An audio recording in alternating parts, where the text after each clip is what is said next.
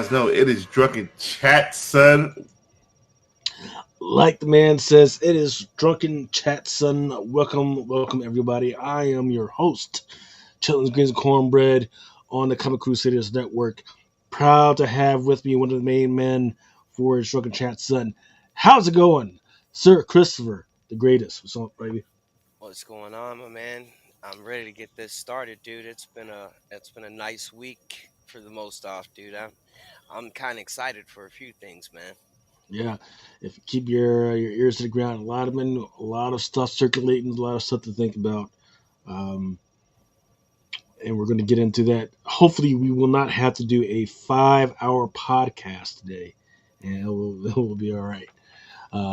That was kind of it's like at that because you know what at 5 hours you might as well do 8 hours like we used to do like way back in the day when we started that shit, you know. Uh, 5 hours that was wild, and I don't even remember what we were talking about. So hopefully I didn't make too much of an ass out of myself. I don't even think I was drinking that hard, so that's crazy.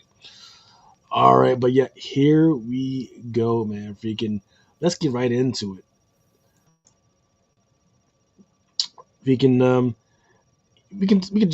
I need to get set up, but I think we can just go ahead and start talking, man. Freaking, look, the Marvel Universe, they're still going with this whole thing, and they decided to bring back some of the stuff that freaking works, right?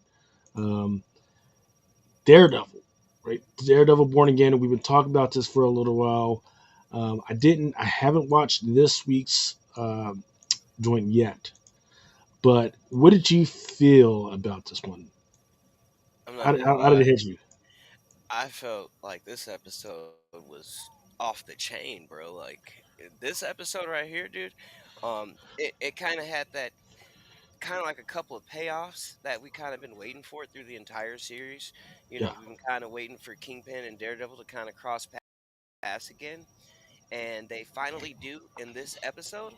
And then not only that, but we haven't seen Bullseye since episode one, and he makes his return in this episode as well.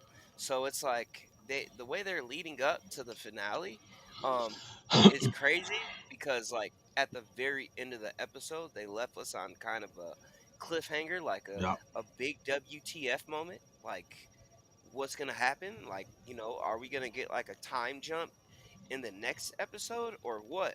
Because how it ended, Matt, he doesn't have any type of healing powers. He doesn't have any type of, you know, anything that basically can make him heal fast, right?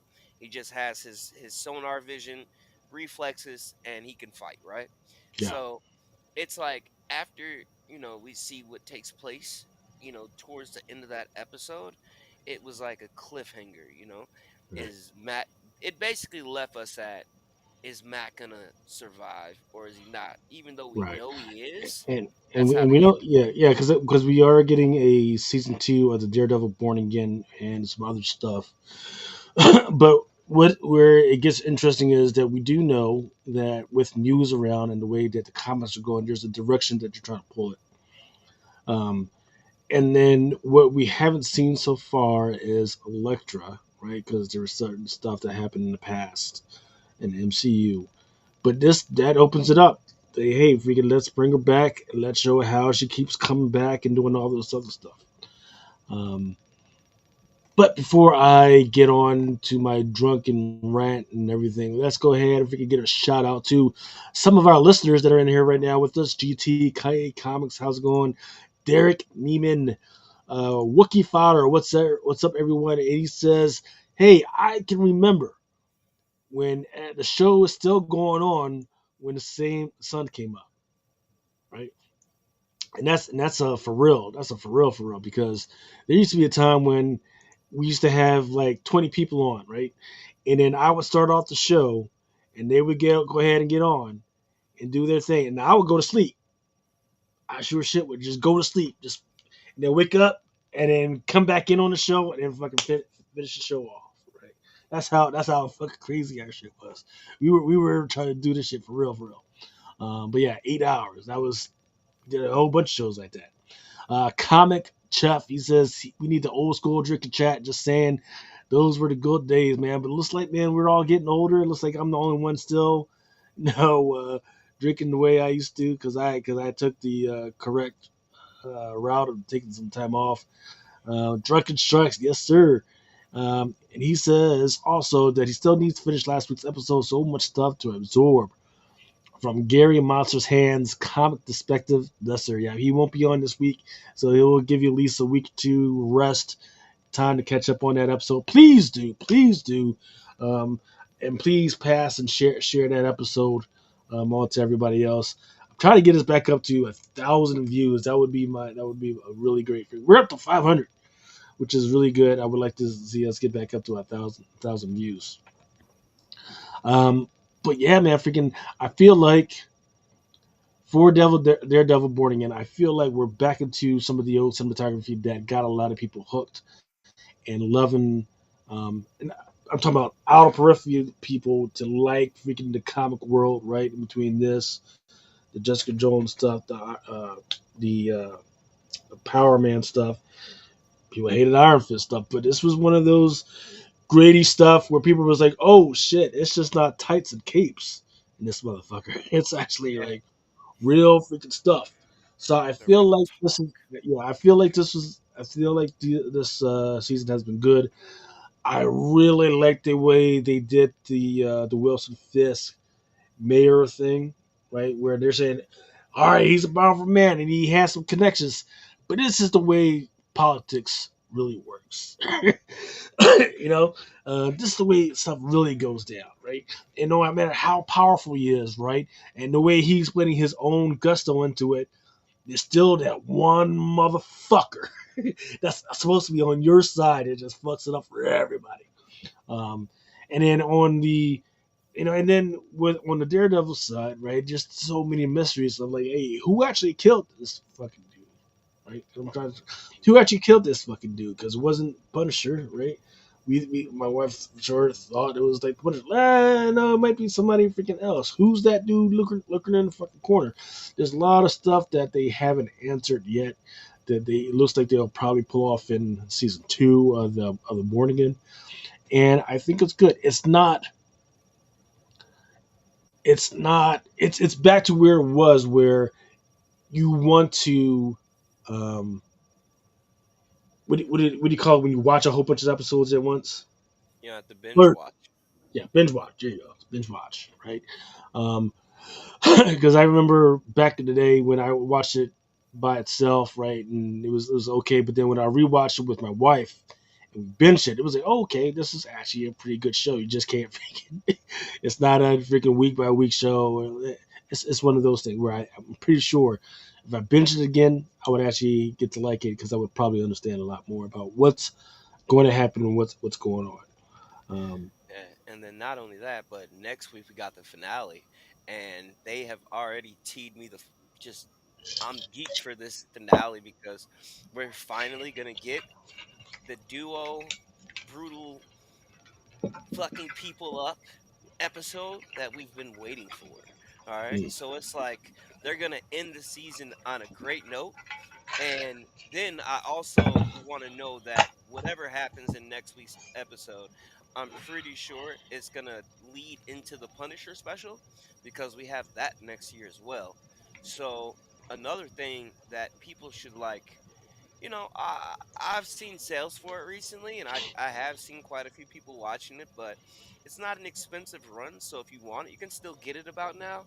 But by season 2, Shadowlands will probably be up there, and that's mainly because, of course, we already saw him in the black suit. mm, So a lot of people are already on it, and a lot of people, are looking at it now. So, you know, I'm just excited for next week's episode above all else, and then the Punisher show that follows that feature presentation style. So, right.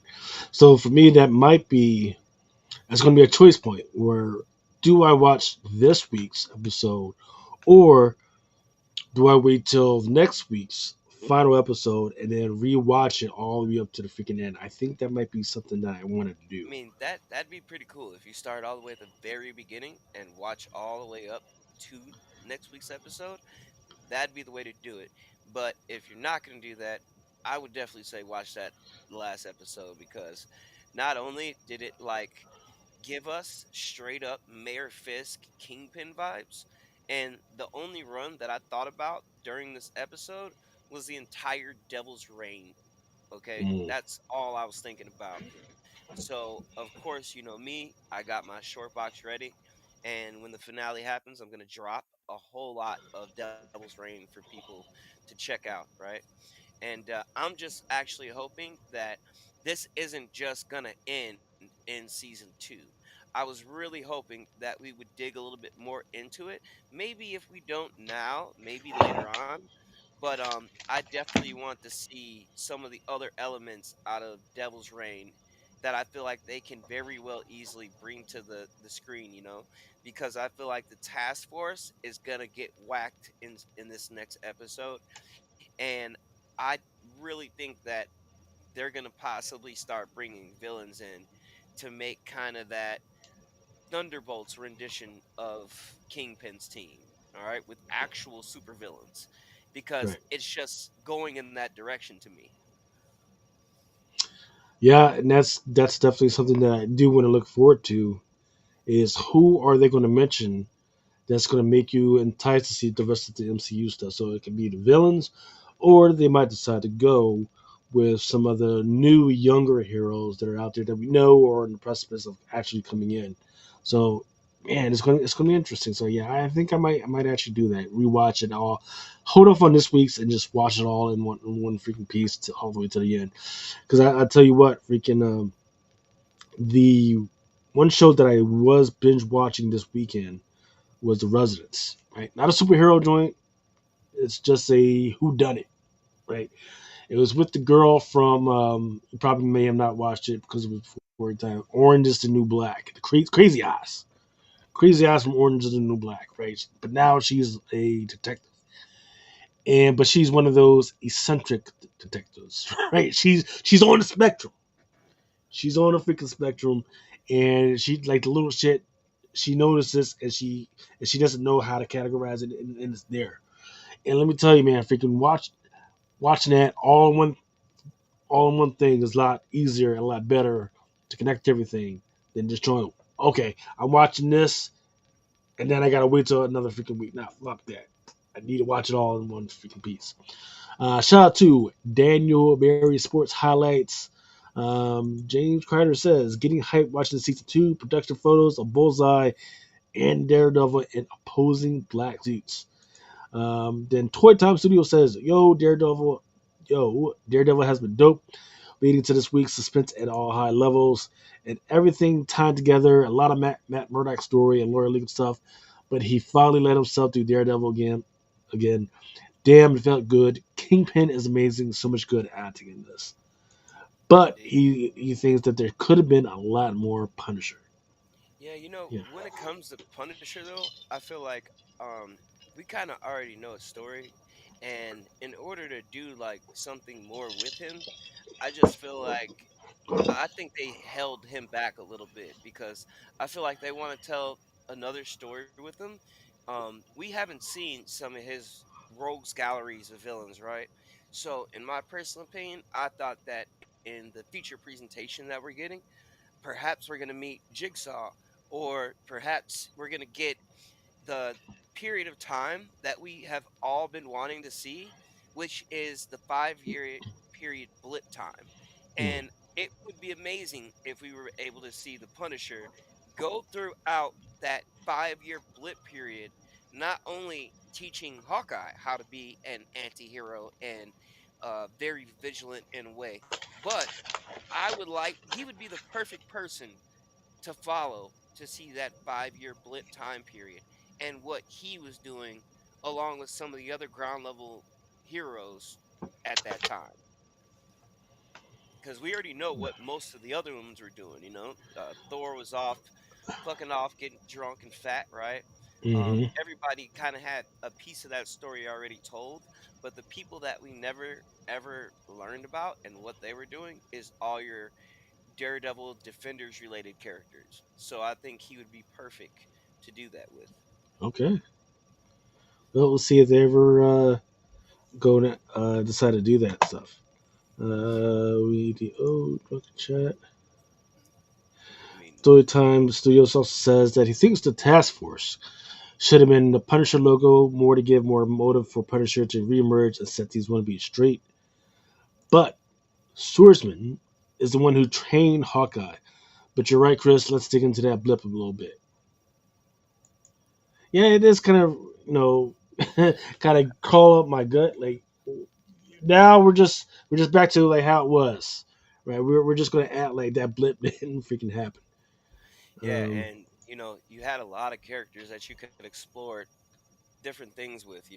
Hawkeye gave us a little bit of the crime bosses when he was basically slaughtering Yakuza and the different types of gangs that were still around. So I just feel like I'm pretty sure the Punisher was doing the same thing if he didn't get blipped himself, right?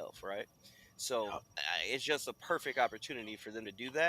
Or they can show us something in the 5 year blip and then also give us Jigsaw and let that be another villain or something he has to overcome.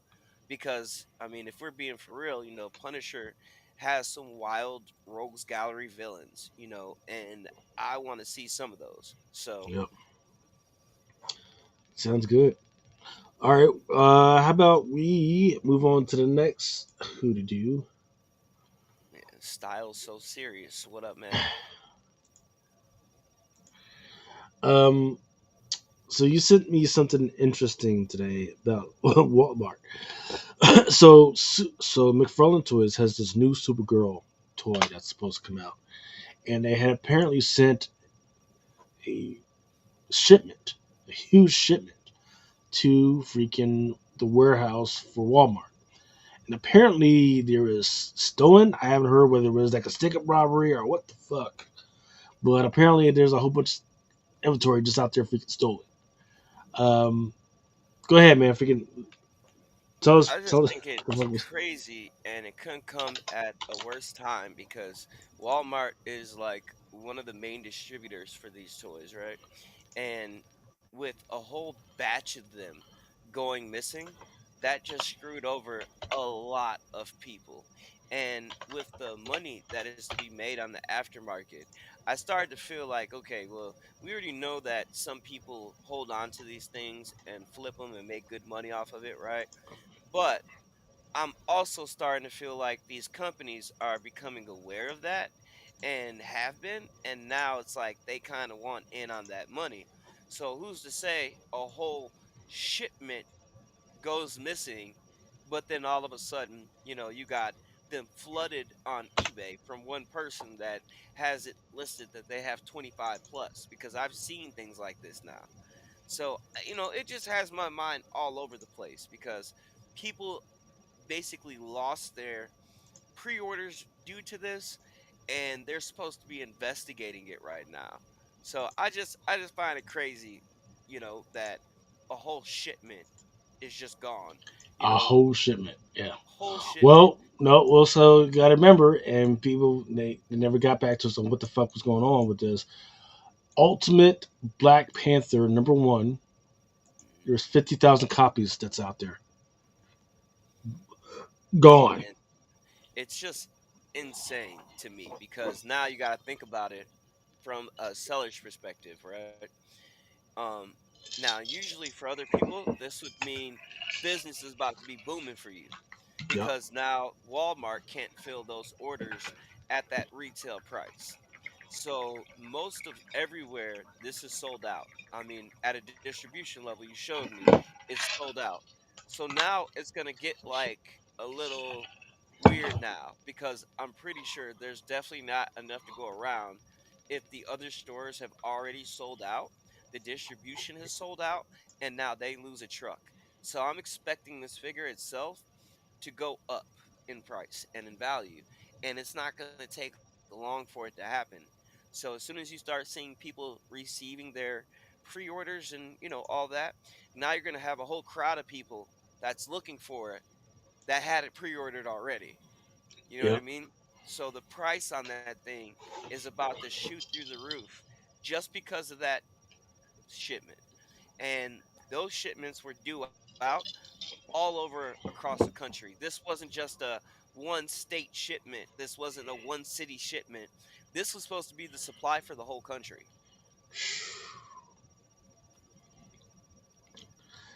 It says Toy Time Studios is asking, is the figure still available on the website? Um, I think he means the Walmart website. I'm not sure. No, I what they think. said is that they had already, because the timing was near, they just got a hold of them. So they made shipping labels for these things April 7th because they were expecting them within a couple of weeks and they were going to start shipping the orders out. So now they have basically said that, you know, since that's not going to happen and they're launching a full scale investigation, the police are, that they basically let everybody down today and said, hey, we can't fill your pre orders no matter what. And we're going to cancel the majority of them basically. McFarland is like one of the first places that it sold out. The only other two places that I would have thought that maybe they'll be up there is Big Bad Toy Store and maybe Entertainment Earth, but I doubt it because um, it's been sold out ever since they dropped it. Let's see, the Comic Chef. Is it Walmart?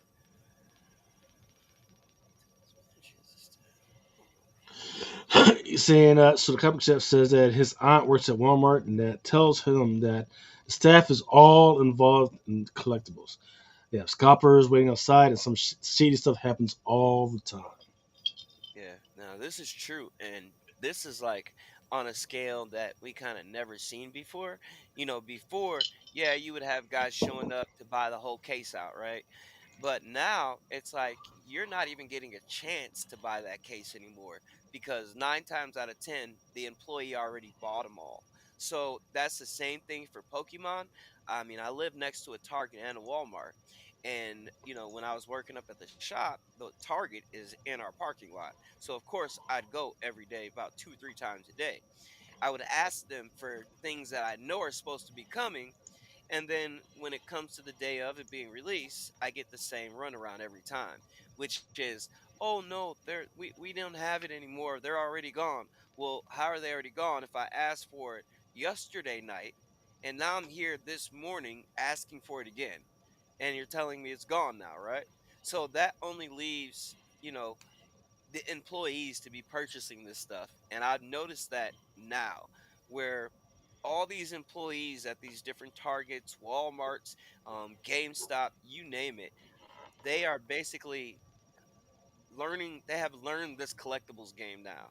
So Yep. now it's like becoming just absolute insanity to buy some of these things. Like, I'll give you a couple examples. Target exclusives, non existent. Don't even think about it unless you pre order it. And their pre ordering is horrible because not only do you have to put a credit card on file when they initially charge it, but then they charge you again. So to your bank, it looks like you were charged twice.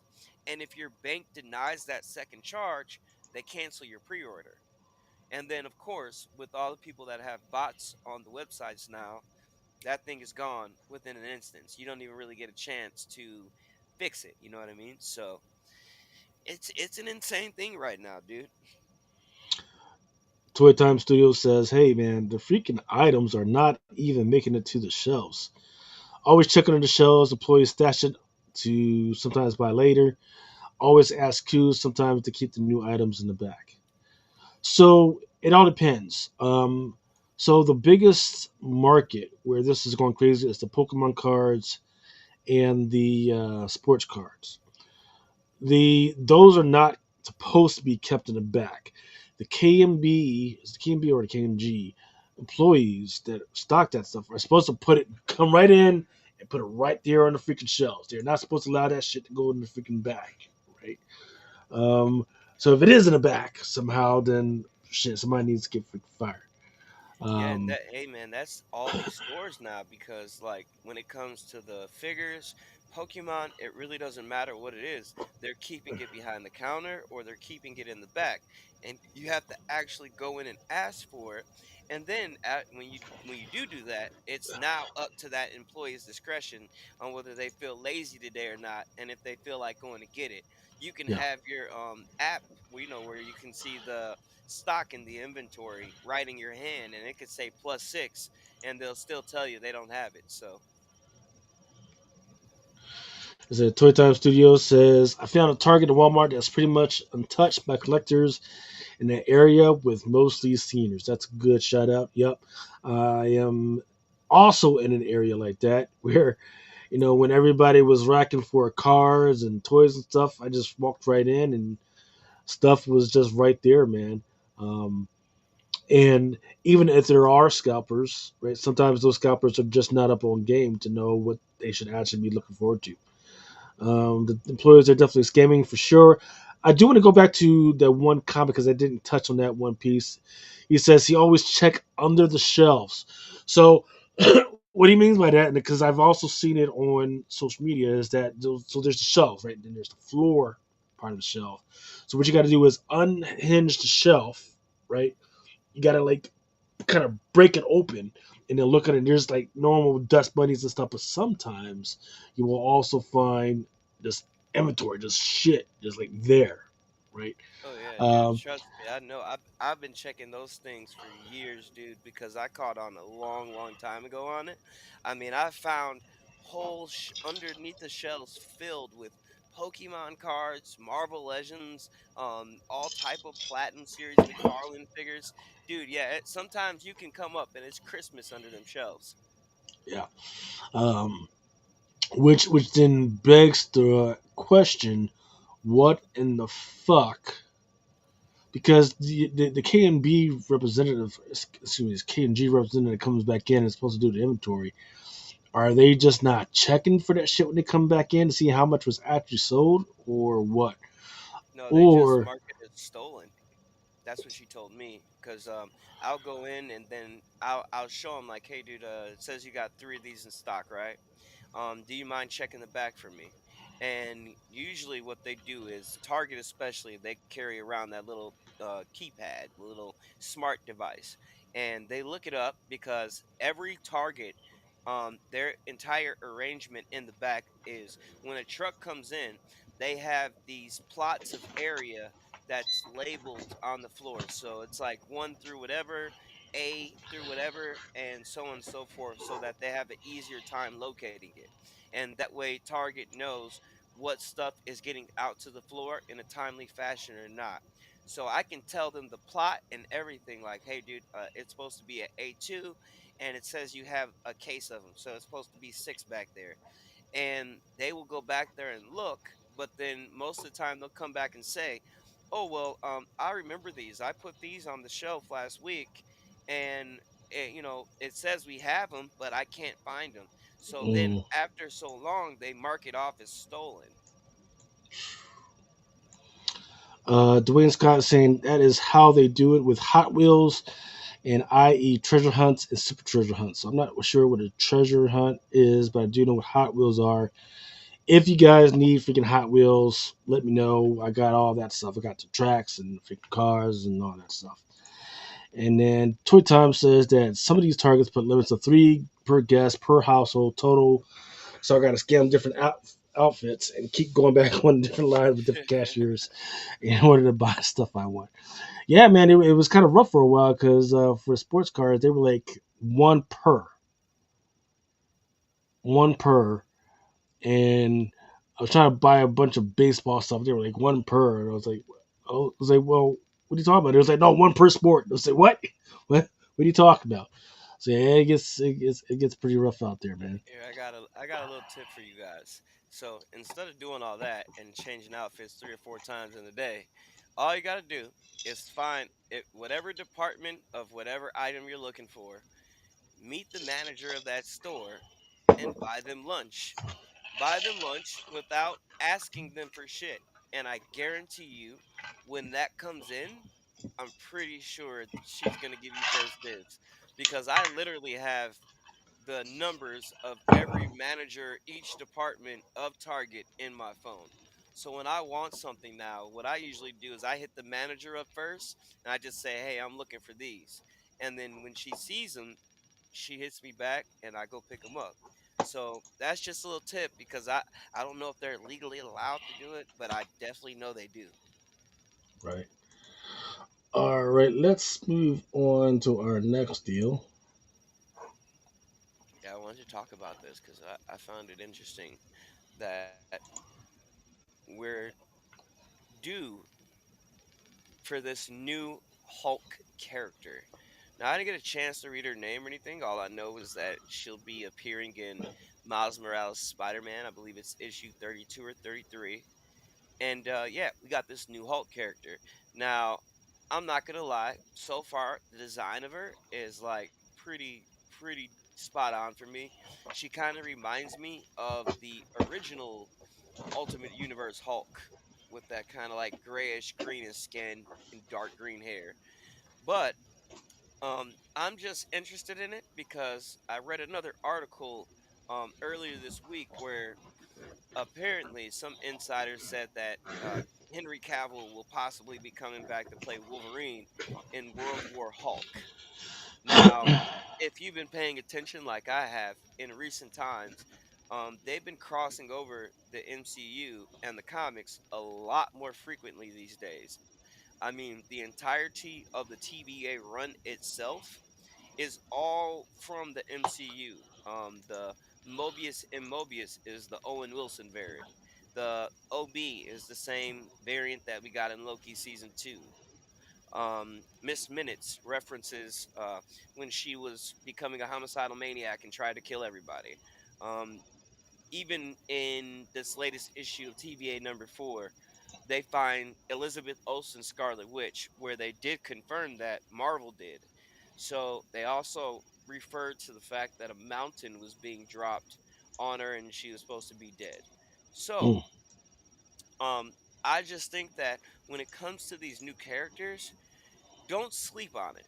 Don't look at it and say, "Oh well, uh, they always got new characters. They're always doing this." Okay, because we're supposed to get this time period of all these new characters, and in all honesty, I had an argument with somebody before about it, and they were trying to say that, "Oh, that's all done, and those characters are already introduced." Absolutely not, because if you notice, in the last 2 years, we've been getting all sorts of new characters, nearly back to back almost in these different runs.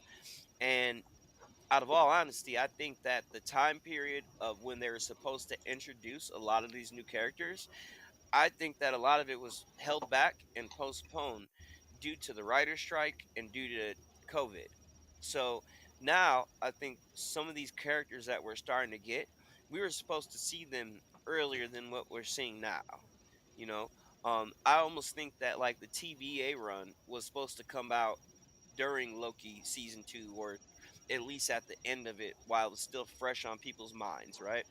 I also think that runs like Kahori, Reshaper of Worlds, should have also dropped around the time that What If season 2 came out, right?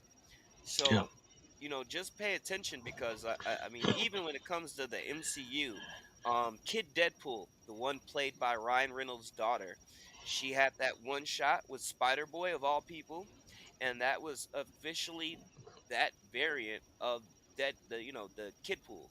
So, even backed in Crypt of Shadows Volume 2 in the more recent ones, we got Joshua Jovan, which was the hunter from the Werewolf by Night special that was getting ready to kill Werewolf by Night, and then he was ultimately saved by Ted. So just pay attention to some of these new characters. All right, don't look yeah. at it and think that, oh, they're just a dime a dozen, because the way I'm seeing things, you never know when some of these characters might start popping up in the MCU, because there was a leak a while ago about Spider Boy supposing to be in Across the Spider Verse. All right, and they said that they held it back for the timing of his first appearance and when the film actually was coming out. So don't sleep. That's all I'm saying. Yeah. T Jones says don't sleep because this Hulk character has got a little cake. But then Styles Solitaire says, but why is she wearing a cup though? Oh man. A, maybe it's just a huge ass camel toe. Yeah, I was You literally know, about to say the same thing. you know. It is Hulk. Yeah, that's all I mean. Shit, you know. Maybe it's not just camel toe, it's a rhino. You know, freaking huge ass fucking rhino go down there. You never know. It's not for us to freaking speculate. All right, let's go on to what's this?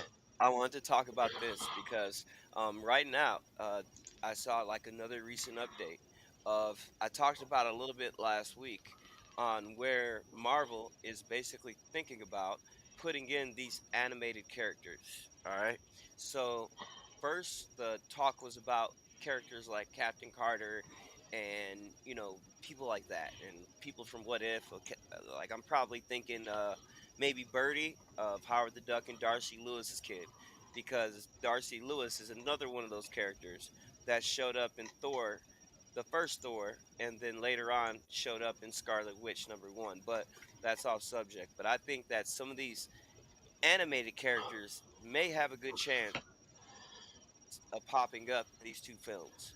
So I wanted to know the reaction of you guys. Like, what do you guys think about that? Like, are you game for it? Do you not want to see that or what? Because it's giving me Cool World vibes.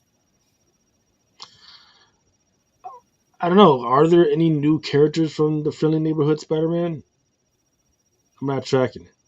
Well, I mean, like technically, all the characters from that universe are new characters because like it's a completely new universe basically. So, it was basically originally supposed to be Tom Holland Spider-Man's early years. All right, so that's when the show was called Freshman Year. Since then they altered it a little bit, but when it comes to the current run that we're still in right now, it's all labeled as new characters. Different iterations. Huh. But the characters that I was thinking of the most, besides just him, is like I said, Captain Carter, Kahori. The characters that they gave those #1s to. I don't know. I tried watching the first two episodes. Didn't really get into it. Actually, I think I might have made it to number three. But yeah, I, I don't know where they got this idea from because now. So hold on. Let me back this up. This was a leak, right? This was Jeff Trammell. I think he had something to do with the show, but he is the guy that talked about this particular Spider-Man Right. showing up. Right. Yeah. So how about they give us the motherfuckers that they were already said they were going to fucking give us, right? Let's start from there. Like we're supposed to be Ben had Blade in this motherfucker. Let's just go with Blade. Let's get freaking Nova in there. Let's bring back our Young Avengers or the Champions or whoever you wanted to give us, right? Give us the ones that you already don't that you were supposed to give us. Don't bring up these new motherfuckers, right? Because it's not looking good right now for the whole MCU at all. Right? They keep putting out stuff, and a lot of it's just freaking crap, which is fractionally freaking and it's supposed that's what it's supposed to go down, right? But the amount of failures that's happening right now is unacceptable. So uh, give us the motherfuckers that you were supposed to give us, and then we can Well, worry about these new motherfuckers. That's all. That's all I got to say on that. well, Because even this is with crazy. like the failures that we've had as of late, um, if we're just being totally honest, I mean, we really already know what that's all about.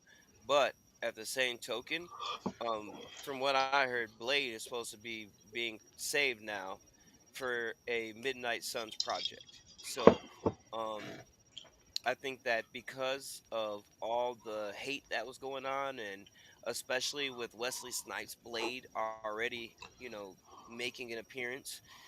People were so hell bent on having Wesley come back as the character and be the Blade that they kind of shelved Mahershala Ali's Blade, right?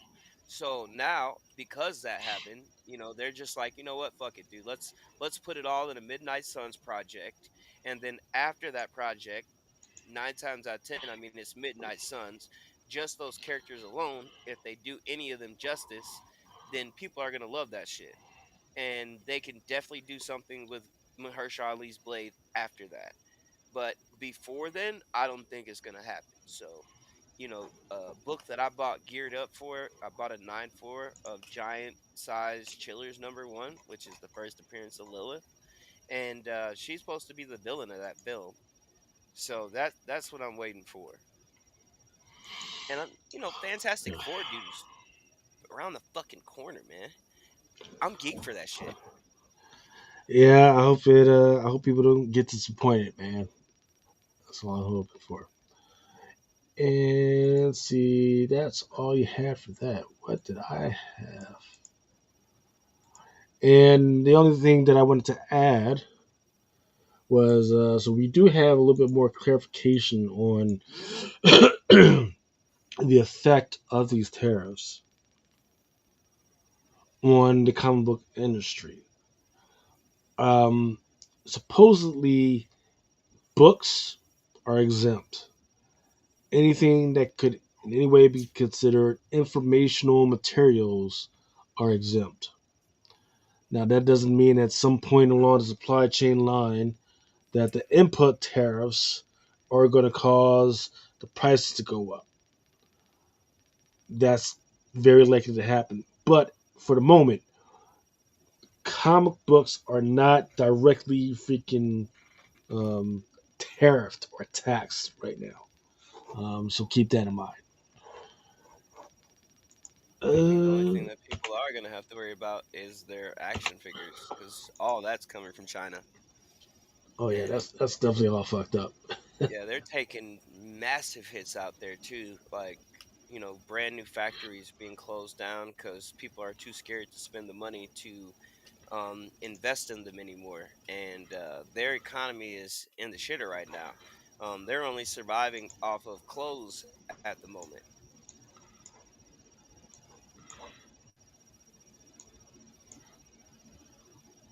Why does this not one? Okay, here we go. All right, All so right, so did you want to jump right into this, or did you want to take a quick break? Let's take a uh, quick break. Let's take a no, 30-second break, and then we'll jump right into the 429 releases. I was meant to be new. I was meant to be beautiful. The world would have looked to the sky and seen hope, seen mercy. Instead, they'll look up in horror because of you. You've wounded me. I give you full marks for that. But, like the man said, what doesn't kill you just makes me stronger. All right, what we're gonna get into right now is the stuff that came out this past Wednesday. Um, Chris, looks like you did a lot of work on that. Freaking, let's go ahead and freaking get into it. yeah, I just wanted to make sure I flashed it by people. Yep. So this was, of course, your Adventure Times #1. I did see a lot of people picking these up, and especially, I was kind of surprised to see people picking up the blanks as well. I guess it being con season, so I guess that's going to happen these days. As you know, every time of the year when we have con season, those blanks go for a pretty penny. So Hmm. let's just, keep an eye on blank variants right now, just on anything. Um, Next, we have the incentives Oh, on wait, the what's going next on? Huh? page. What's going on?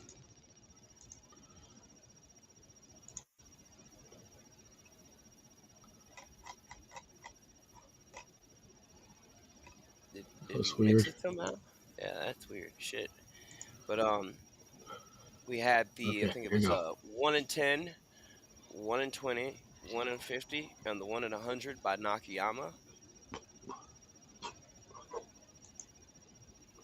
And then this was a book this week. I for some reason cover price was number one with the 1 in 25 on GI Joe. So I'd keep an eye out on those going ahead, even though like what we're on the second one. So let's see what we got next. And then Follow Us to the Moon, number 8. I saw a lot of people picking up the variant to this.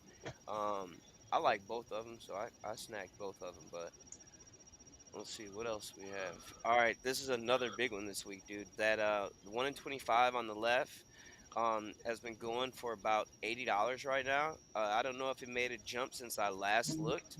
And then the other cover runner up from that was another cover, which is the one where she's on the rocket. That one also was selling out quite a bit. And then I guess just in order of operation, the one on top of the car, she also started to sell out. The only one people weren't biting is the one of her, hanging out the car. So next up, we got number 3 for that, which is a pink cover. So keep your eyes open for that. Then we have Hold up, stand by. All right, go ahead, man. we got Hold on, Return of the Living Dead number 3. Your spears on the left. I saw everybody picking up that homage. What's that homage to, Lucas? which one? The one in the second one? Yeah, No, what is homage to the movie? Because yeah, the scene wasn't necessarily in the movie, but we do know that that little dude does come out of that little fucking barrel. yeah. So I saw a lot of people picking that up too. I didn't see a whole lot of love for the set of the regular trade dress and then the black and white, but I'm pretty sure maybe people will pick it up later. Because I know a lot of people are saving money for the con right now. Next we got up is I believe it's what Spawn. Yeah. Biggest cover on this one was the one The on one the on the right, left. Yep, one on the right. Bajor Barons, which is the first cover appearance of Nyx as Queen of Hell. So, if you Right. didn't get it, definitely go back and pick that one up. Well, it was the first cover of her as Queen of Hell. I forget which one where she was actually Queen of Hell. The one on the left, that was the Aladir. That was a late pickup. That one is sold out at the distributor level. But also inside the book, you had Wanda, which was not in the vision, but it was like the Mandarin dressed up as Wanda, as a Spawn character. So that's kind of one thing to look out for. And then I know for sure that I believe her number first appearance was in Book of Nyx, number 1 that came out like last week. It was that remember that black cover with the cross on it?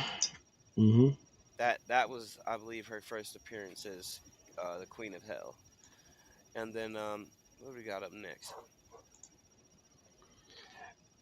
Sassy Megatron. Yeah. Yeah, we got the Zesty Megatron in the house. So the 1 in 10 by David Nakayama. And then we have your 1 in 25, your 1 in 50, and then your 1 in 100. I was surprised to see that the 1 in 100 is actually foil. I did not catch that because if I did, I probably would have picked one up or at least at least one. You know what I mean? Because I did not peep that at all. I don't know how I missed that. Maybe because the title was so long and then it pushed the foil part out of it. But dude, I didn't see that until after my initial orders went in. I was like, oh wow. Next up, we got Vatican City. This is Sold out. yes, sold Sold out out. board. So if you do see this at your local comic shop, dude, I would definitely advise you to pick it up.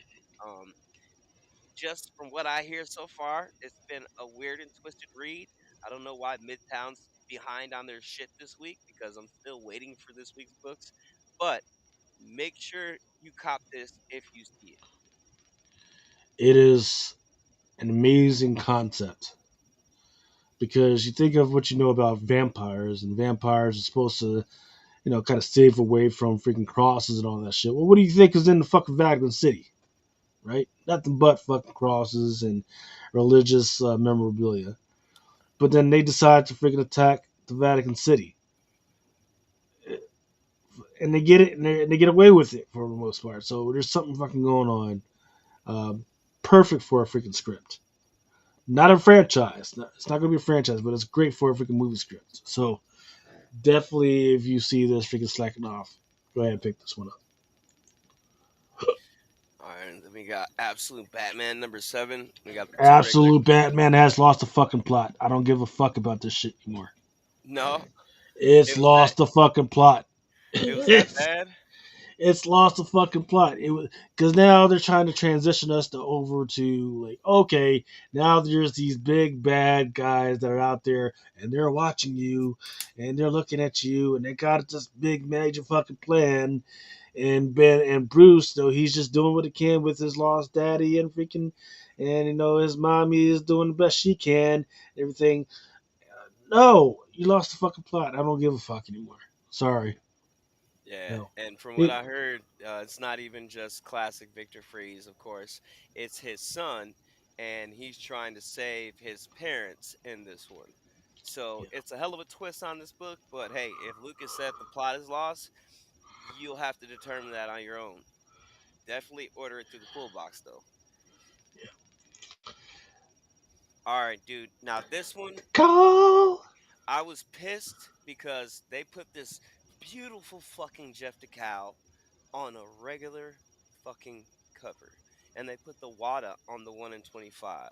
And my boy Nakayama also has a regular cardstock and a foil, right?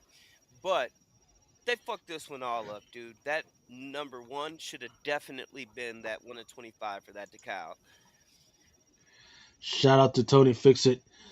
I just realized what the one in the middle, what's triggering me. So I know once again this is dating my time, but it used to be before Beyonce, right? She used to be a part of this group called Destiny Child, right? And only one other person from that group actually kind of made it, right? Kind of had her own career. And this photo looks like when Beyonce and that other girl would take a photo next to each other. Kelly Rowland. There you go. That's they look. I know for a fact that they fucking stole this because that's exactly how Kelly Rowland would look if she was white, and then one on the left. That's exactly how Beyonce would look if she was non-black, right? Indeed. And it looks like they stole the fuck. They just kind of copied that photo, and there's an awkwardness. There's an absolute awkwardness to this fucking photo. As she's got her hand over her. It's not on her. It's just kind of like over around her. And there's that awkwardness, that Beyonce Kelly freaking awkwardness, man. Like she doesn't want to touch her Yeah, like because she bitch, I gotta be. Yeah, bitch, I clearly gotta be in the is. same photo with you, but I don't want to touch it. And Tony Fitz says he like Colt Kelly best. I would definitely say though, pick up that Jeff DeCall if you see it because of that 5.99 cover price. I don't think shops ordered a whole hell of a lot of these, so I would definitely pick up a couple, just in general. You're always gonna have your cults that follow the artist, right? So this will be one of his to pick up for Jeff DeCall. All right, Amazing dude. Spider-Man #1. Now this book right here, dude, I am not gonna lie. For a #1 issue, it did give me everything that I kind of wanted for the most part. We got a little action in there. We got a little story built up in there. We got a couple of new characters in there because we get Peter Parker's old childhood friend. Then at the very end of the issue, we get our first appearance and first look at Hellgate. And might I say, this motherfucker looks brutal, and I cannot wait for issue 2, dude. And the 1 in 50 and the Kafu are the ones to pick up on this. Although I did see a lot of people picking up that Liber Mayho, and I saw a couple of people picking up these 1 in 25s. So don't sleep on this book. I know there was a lot of covers. Get you a couple of incentives, get you the Kafu, and call it one until we get to this issue 2.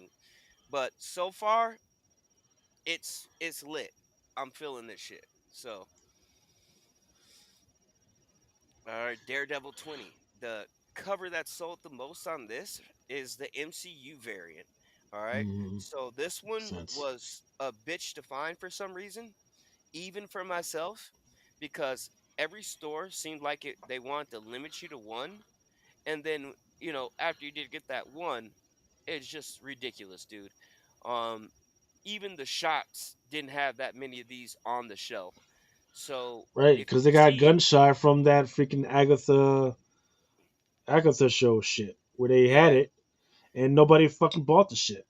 yep. So, So but now, like I said, dude, if you see this this is gonna be one of those books later on, especially because Daredevil is so popular right now. We got the season two coming up, so by the time we get to season two, I think people will be coming in as new fans, and they'll come back to look for this one for sure. All right, next up, we got my motherfucking main man, Godtail, on the one on the left, and then my other man, Dan Panosian, on the 1 in 25.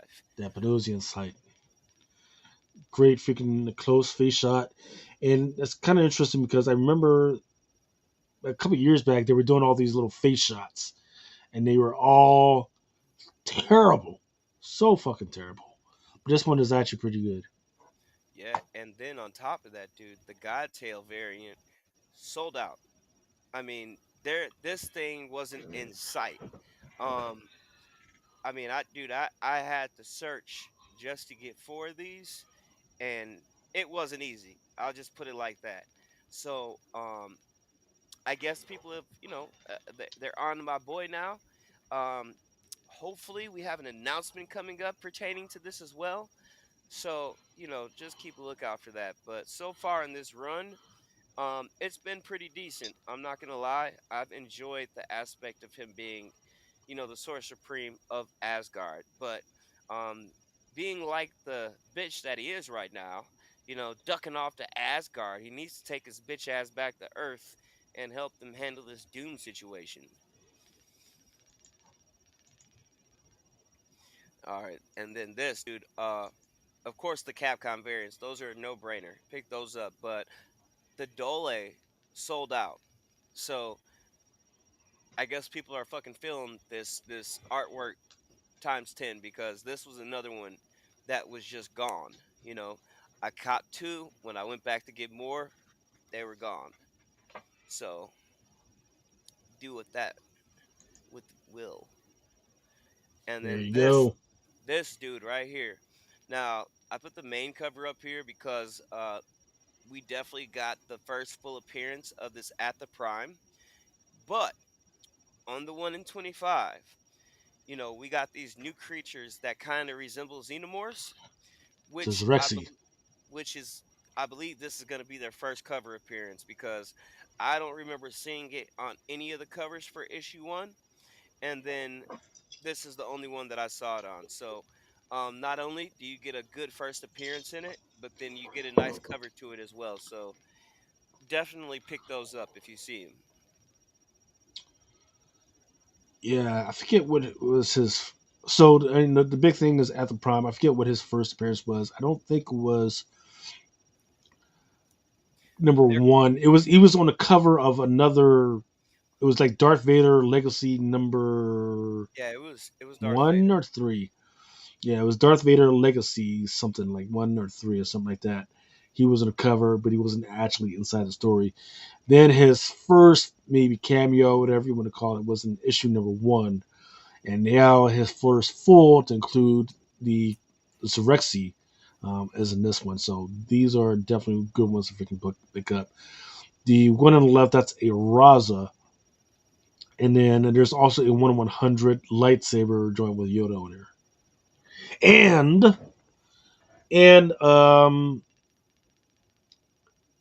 I'm trying to remember what the other thing was. The oh yeah, fucking in the story, Aratha Prime put his motherfucking hands on fucking Yoda. He put him down. He tried to put him down like a fucking dog. Like dog, come here, bitch. Fucking and just try to put him fucking down. Almost had him too, but Aratha decided to leave it be if he can slip out. Now the interesting thing about Aratha Prime is that he was supposed to be in a story, a kind of like a toy that was going to come out after the last of the Star Wars trilogy, and he was going to be the big bad boss. Like Darth Vader was gone. this was going to be your big bad, right? They pitched it to Hasbro, or excuse me, Hasbro pitched it to Star Wars and everything. They looked at it and was like, we don't like it, and they decided not to do it. Now, this guy's freaking back. This is the beginning of him getting to supposedly being the big bad guy of the Star Wars universe. And if you want to start, definitely you're gonna want to have the biggest freaking weapon, which is an alien-like freaking race that can fucking just eat through any fucking thing, and that's these guys, the Xerxes. Yeah, dude. All right, now this one is also a really big key this week. If you didn't get it, go get it. But the covers to grab is this Gerard Perel, and then this I think it's Suave on the 1 in 50. But there are four first appearances in it, as well as a return of a character, Black Winter, and you also get Silver Surfer, a new version. Let's just say that, and it's dope as shit. And I would definitely make sure you pick up a few of these because if they ever go back and reference this, because the next issue is supposed to have Thor in it, all right. So, and you already know that Thor is currently on his path to die, and then they're going to Al Ewing is going to continue on this Thor story. So, just pick this storm up. It's a no-brainer. I mean, plus it's a beautiful fucking cover anyway, so shouldn't be hard. All right, this is Four next. 16. Did you want to go into this now, or this is Uh, next Wednesday? I mean, if you want to get it over with, so we can just rock out FOC, and that's what we got. You know, up to you. Let's, because we also got the Godtail stuff. So Yeah, we yeah, can let's do go that. ahead and do 416. All right, Yep, this so stuff coming out on 416 next Wednesday. Go ahead. we got this Conan up. This number 20, the cover D is pretty dope, but I'm really feeling this version for some reason.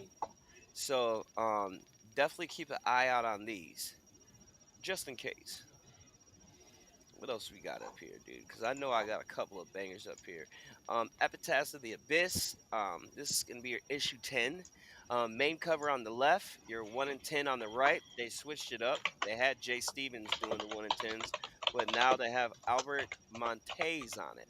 So I know me and Lucas, we were waiting for this cover for a while, seeing these dogs eat this man alive. So you know I had to pick it up just because of that. Because look, people could be like, "Oh man, yeah, they're afraid of fucking, you know, Frankenstein and vampires and all that shit." What's the real fucking threat? A real fucking threat is fucking dogs coming up and eating your ass, man. Yeah, especially after they then brought the dire wolf back from extinction. You know what I mean? Shit, Like, oh my motherfuckers god. never learn. Hey, Motherfuckers never those things learn. are like only 6 months old and they're nearly the size of a full wolf already. So Jeez. we're living some Jurassic Park shit for real now. And they're currently working on the Willy Mammoth. this Yeah, this shit's insane. Popeye looks good. All right, Popeye, dude. This left on the cover B by Jake Smith, and then over here to the right, cover C by Trevor Richardson. Dude, these sold out immediately. This Popeye variant or this Super Mario Brothers variant sold out immediately. So if you see these fucking books, man, pick this shit up. You know, I don't even think twice about it, dude. If you see it, grab it. Cause I'm pretty sure as low ordered as these Popeyes have been, this book is definitely going to go up because people want it. And there's been so many really great covers by I Love Popeye so far, man. All right, Grim Fairy Tales 95. Woo! Your cover C by Satana Mate's, and this also comes in foil form. But I mean, dude, this cover reminded me of a twist between Jenny Frison and Larix Larry, and dude, it's just fucking banger. So, you know, do what thou will on this one, but that's fire. And the next one is also fire by your boy Josh Burns. So between these two, I mean, whichever one you like, but I definitely pick one up because I've seen people take quite a bit of interest in this cover alone, both of them. So, all right, Hack Slash Body Bags, number 4, cover B by Calman and Drud. And you see the shit, all right? I've been Yeah. waiting on this cover for about 2 months now, so this is definitely one I'm picking up. All Whew. right, you got your King Spawn, number 44. You got your um revolver, what is that, yeah, revolver on the left, and then your Bajora Barons on the right, which is another cover that we covered, I want to say, nearly a month ago now. So Yeah. definitely keep an eye out on these as well. So here's a little Easter egg for you in the background. Remember that comic book, The Ice Cream Man? Indeed. His truck is in the background of this. Oh yeah, dude, maybe that's why I picked up 4. I knew something, dude, was just drawing me to it. Oh, now this one right here, dude, this is the last book for this. Sister and Imperator. All right, number 2. This one is going to be a hard to find gem. If you see it, you pick it up, no hesitations asked, man. Um, People were asleep on this book. Um, we didn't even talk about the number 1 on it, but I wanted to make sure I added it this time because I saw sales pretty good for this book. So keep an eye out for it. If you see it, definitely pick it up because I don't think there's going to be enough of these to go around. Sexy looking book. Yeah, dude, this cover is astounding. All right, Absolute Flash number 2. We got your Christian Ward on the left and your Clayton Crane on the right. And then here we are for your 1 in 25, and then your 1 in 50. Now they do have a 1 in 100 on this. I just didn't include it because I feel like the 1 in 25 and 1 in 50 are enough on this book until it proves itself a little bit more. Because some people were feeling it, some people were not. I think it all just depends on how you feel about it. Me personally, I'm definitely picking up the 1 in 25. So I don't know what it is with the black and white shit with me, but you know. Then we have your 1 in 25 on Catwoman 75 on your left, and then this just fucking beautiful cover on the right. This cover C by Enoch Lee. No brainer. Pick up both of these. Yeah. You see them, pick them up. I mean, come on now, dude. Anything with Asian letters on it fucking sells. So it's not that hard of a choice right here. Asian letters, girl in her freaking S&M leather feather suit. Thick as hell. Yeah, you can't even pretend. You can't even pretend like that's supposed to be a superhero suit. Her front meat is all out, man, and then she's got the whip. Yeah, that's not. We're not really going to play that game. Yeah, dude, these are gonna do well. All right, we got your DC X Here Sonic you the go. Hedgehog crossover, your Yep. cover B from Mel. I know he's watching. And look, dude, I would say definitely pick these up. Sonic and DC. This particular crossover has been extremely hot. I mean, I've had people ask for it that don't even collect comics. So, if you know what's up, then you would definitely want to grab them. I didn't cover the cover A with Darkseid, but I mean, to each his own. We all know this is the cover to go for. All right, now New Gods number 5. There is supposed to be a key first appearance in this book, and I just picture a cover up and your Del Mundo. There's another cover as well. Forgot who did it, dude. It's one of my artists too, but definitely keep an eye on it because, like I said, it's supposed to be a first appearance in this book. So something I guess we're waiting for, if we've been waiting for, from what I know, a buddy of mine that's reading this run right now. So definitely keep an eye on it. And then here's your Superman Summer Special number 1. You got your John G. Ang on the left, your Chrissy Zulo in the middle, and your Alessandro um, Cappuccino. on the right. Now, no, Alexander Lozano, my Yeah. bad. All three are fucking great. Pick them up. Then we have your Bangus Capcom variants. So you got one for Cable and Love number 4, and then you also got one for Wolverine number 6. We've been picking these up, so that's another no-brainer. All right, and then for Exceptional X-Men number 8, you got your set, your 1 in 50 in the middle, and your Seawi in the right. So this run has been pretty good. So I definitely say pick up at least one of them, if not all of them. All right, here's another one of the facsimile joints that I wanted to include because, out of all honesty, this is a badass name or cover for Fantastic Four number 4, but it's by Phil Noto, 125. So these don't ever stick around, so that's definitely a pickup, in my opinion. You know what I've been wondering? In DC, when they hit on Jason Momoa as Aquaman, they started to change some of the comic books to look like Jason Momoa. But Marvel hasn't done the freaking same, right? I forget what the dude's name was, like Chico Lakwalitz or something like that. They never really changed his freaking name. They never really changed his name, nor did they change it to look the same in the freaking comic books. So, I wonder why they did that. Yeah, that's a good question. All right, so they have a lot of covers up for this, but I picked the two that stood out the most, that I know have been selling well, which is the Lee Garbett on the left, and then you have the 1 in 25 on the right. So these are both pickups. They do have a foil for this as well, and a couple of other covers, but these were the two that I was feeling the most. So,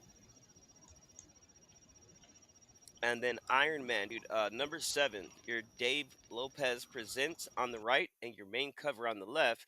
Now, the only reason why I put the cover up on the left is because I can't remember seeing that suit on a cover or whoever that is on the cover at all yet. So, and then on the right, I mean, that's just a badass Marvel Presents cover. So I think that one's going to be a sleeper. But, sometimes these pictures on the screens don't do as much justice as books are in person. So I think this is going to be one of those in person books that just kind of gets bought. So,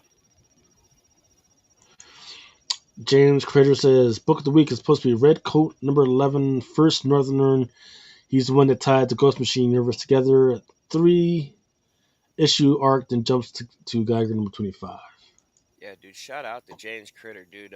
We saw the man going crazy with the pin up apocalypse. So, Star Wars Jedi Knights number 1, second printing. The cover on the left, I believe that's a first cover appearance, and then of course the Raza second print 1 in 25 is your wraparound. I think that this is a beautiful wraparound, so I may even have to pick one of these up myself. So, all right, Superior Avengers number 1, the 1 in 25 by Alessandro Cappuccio. Now, apparently, this is supposed to be, I don't know if this is the exact issue, but I know we're expecting the return of the Brotherhood of Evil Mutants in this issue or an upcoming issue. But definitely pick up the 1 in 25. They also had a Doom cover to this, but I think everybody is doomed out until we get to Fantastic Four. So this will be the go to. All right, then we got your Ultimate Wolverine number 4. The David Aja on the left, and then your 1 in 25 on the right. Um, I think these are going to be the two covers on this book. A lot of people have been sticking with A covers, but if you're going to go outside of that, then these two are definitely ones to consider. Here we And then go. a book we've been talking about for a couple of weeks now, Web of Venomverse. Number 1, Brain Eater, right? Now, the Derek Chew on the left is probably going to be the book. The other two, you have your A cover that is a connecting, and then you have another cover that is also a connecting, if I'm not mistaken. And then here we have our 1 in 10. So if you're gonna pick up any of these, I would definitely say these two are the ones you should go to. Now, your A cover is probably gonna be your first cover appearance for some of these characters, possibly, but these are still gonna be the covers out of all four. So I'm definitely anticipating this little mouse dude. Like, I don't know what it is, but once you put a symbiote on a fucking animal, dude, they're awesome. Look at Jeff. All right, Wolverine That's the one number I've been 8. waiting for.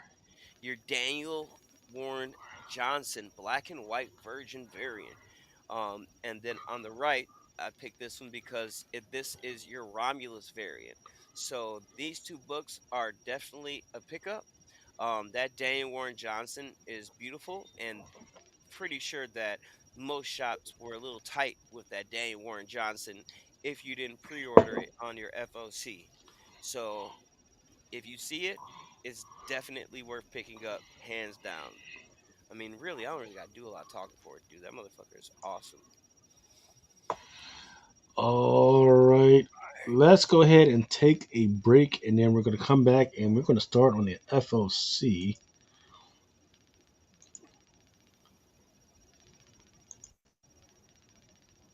Let's see, where is stuff? Here we go. Yeah, I'm gonna give myself two. Let's go with 2 minute break, and then I'm gonna come so I can go grab me a shot, and then we're gonna start on the FOC. How about that? Sounds good to me. Uh-oh. You've got quite the audacity to trespass into my territory and not come say hello. And who are you? Kuku, the Man of Steel. I am in charge of protecting the Hagane family. What are you planning to do with us? Come along, Robin. The great Oyabun would like to have a word. You're not the boss? How'd you imagine someone above you? Yes. The great Oyabun is the one who has led us down this path. Do not resist. I have orders to eliminate you if you try to make things difficult. I must ask, how does your great Oyabun refer to me? You are the detective. The worthless trash who collects dirt on other people. There you have it. That tells me pretty much everything I need to know. You think so? Yeah, it looks like we're dealing with Ra's al Ghul. Still as sharp as ever, detective. Of course it's you. But it seems you figured it out a little too late. I even had enough time to hack into the back tech of your vehicle. Now come, grandson, I need to talk to you.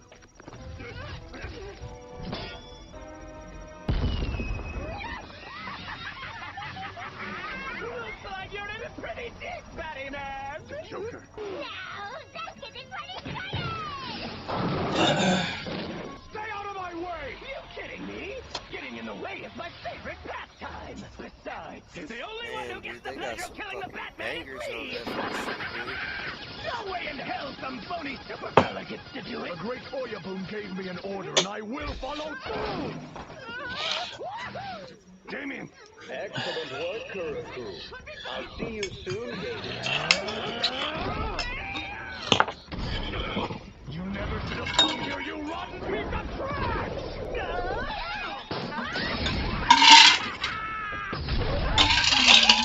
Harley! I knew you get up with the big guy! You'll be fine, you got this! Hey, Lucas, how long is this trailer? How much longer we got?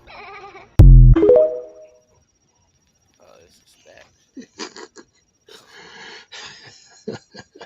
I was just wondering because I was looking at some of the stuff that we're about to look at, and they have some bangers on FOC this weekend, dude. You mean like this one? Fuck Hot yeah, Kill. dude. This is going to be of the week. Cover of the week. Don't even. Fun. That's not even. Yeah, that's not even fake the funk. Cover of the week right here. Start Yeah, right this- out. But hold on. this Let is me where it's at. let me sabotage the rest of the show, and let's go ahead and take the shot. Dude, Oh this shit! I think I poured too much. I think that was another shot. Oh shit! Woo! Oh, Carolina. yeah. Why she gotta be holding a hot dog like that? That's fucked up. Hey, I was wondering though, are they giving us any like I wonder if we're gonna get this in a Virgin anyhow, some I way. do Like, not want any store exclusives, any Comic Con exclusives. We'll probably get that shit, but they will fucking ruin that shit by doing that. I just want it on like maybe, dude, fucking. Nah, I don't want it as an exclusive, but if it's a regular like release, like on 1 in 25 or something, I'm all game for it, dude. But It's a good one. I It's a good want one. 10 of these. Straight. Then let's tone it down a little bit. Let's just go through some of the DC. I know, we got your beaks a little wet. Birds of Prey, issue number 21, the Rion Gonzalez. Is this a regular issue or 125? Regular issue. Fuck yeah, dude. It's about time. Torrent Clark with Green Lantern number 2. Yeah. Hey, shout out to Turn Clark. That guy is fucking amazing. He has been dropping some bangers, dude. You can tell he really puts in work into his craft, man. We got to reach out to him, see if we can get him on the show.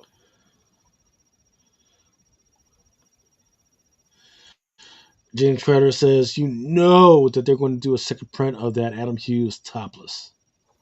Oh yeah, dude. Bring it, bitch! Just as long as the art is different than the original, I'm okay with it. But if you're just going to give me the same fucking art and just color it differently, and let's see, nope. All right, Absolute Green Lantern number 2. This is not an orange crack, but this is a, I forget what the artist is, but it's a pretty good looking piece.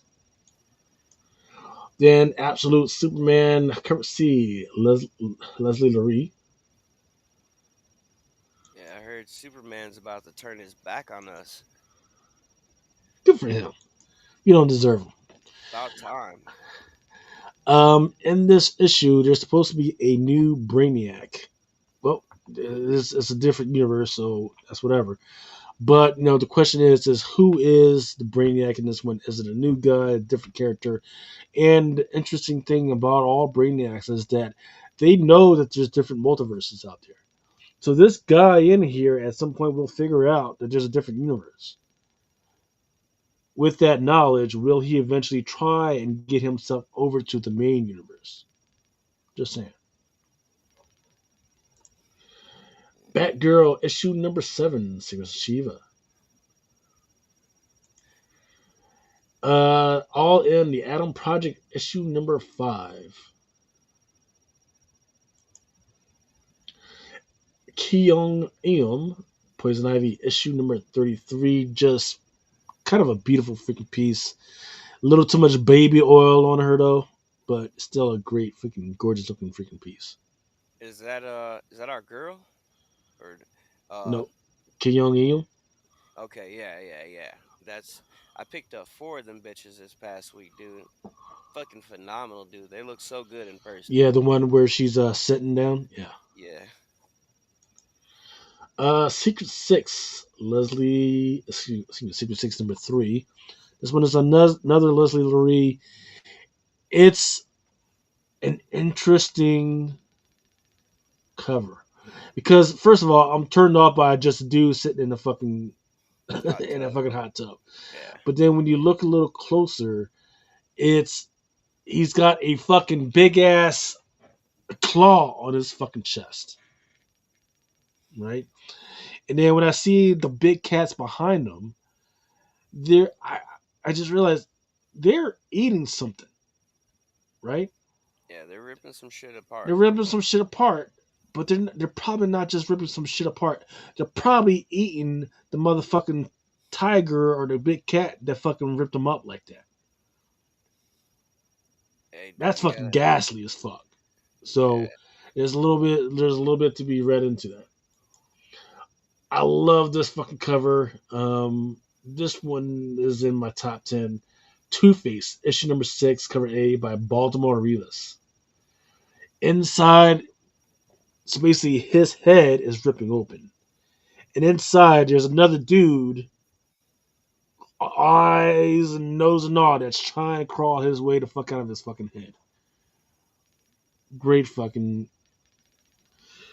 great freaking concept. There's another one that's out there. Just I think it's the cover B, where the dude is coming out of his chest. Not as gnarly as this one.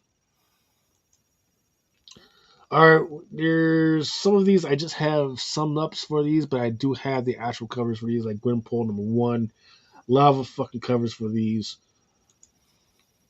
Yeah, dude. That Resurrection Man, Quantum Karma #2, the I don't know who the fuck that is, dude. It does look good though with that big ass skull, and damn near looks like the shadow underneath it, dude. Oh, it's a decal. That's why the fuck I like it so much. This motherfucker is All right, beautiful. the Gwenpool #1. This one is 1/100 by Ji Hung Lee, I've and already it's saying, say again. seen. I've already been seeing these bitches sell at like about 150, 200 already. Woo. Now the solicit says, "Who is this dark Gwenpool?" So we don't know if it's the same girl or if it's the same girl and now she's bad or whatever. But there's an insinuation that she's kind of different right now. Yeah, cause in another, I don't know if what solicitation was or if it was just Marvel dropping dimes, but they had said something about it being a Gwen Stacy, like an Yeah. actual Now I Gwen probably Stacy. should have waited. Yeah, I probably should have held on to this one till the end. Gwenpool #1, 125 by Godtail, because you are doing a matrix or an over deep dive on Godtail, Yeah, we to can hit us up on what's going on with it. go This over a cover few. looks actually looks pretty good. I saved that one actually for last, so it's all good, dude. That was the last one. This one actually looks really good. This Todd Knock. Yeah, The problem is that there is a store variant for it. yeah, a black version of it. Yeah. So what was their fucking plan? I don't I get it. yeah, Usually the store variants they wait till after the FOC to announce, hey, we've got a fucking hey, we've got a fucking center variant. Or not a center retailer variant. They usually wait, right, until it's too late and you're fucked. yeah, but you're diehard Gwenpool fans like Mr. Longshort. Shout out to Mr. Longshort. He'll pick up both of them. You know, people like that. So I mean, it fucks it up for what we would like to do, but it is some bullshit, dude. I am rather tired of it. I wish that they would do um like at least give us a different variation or give us that one in black, but put the evil one on there, dude. Like what the fuck? Yeah, it's by 789 Comics. It's on sale now, on sale tomorrow. They claim that it's only going to be 500 copies, and they said it's first appearance of the new Gwenpool X. Let's see what else we got in there. And then there's a retailer exclusive for this joint. You remember this joint, the Supergirl? I had to pick one up, dude. Had to. But there's a Beautiful. retail exclusive for it. It says Yeah, 800 copies. it's just gonna go into the PC, man. But it had to come there. It had to go into the PC. And they fucking decided to rape corpses. DMX. Tribute to DMX by Scott and Sarissa one. Doesn't sound Yeah, like a guy who ever listened to DMX, but okay. And it just goes on. I like this one, but they probably should have held it to just a regular store or retail exclusive. Her and her yeah. little freaking that's definitely a fucking S&M suit, but it was that got the little I forget what you call it, the faja. I forget what you call it. It reminds me of all the variants that he was doing for Asian Heritage Month.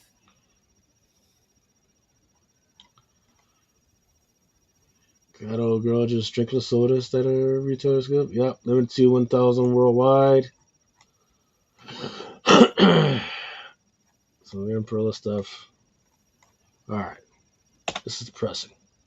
We haven't learned our fucking lesson. All right.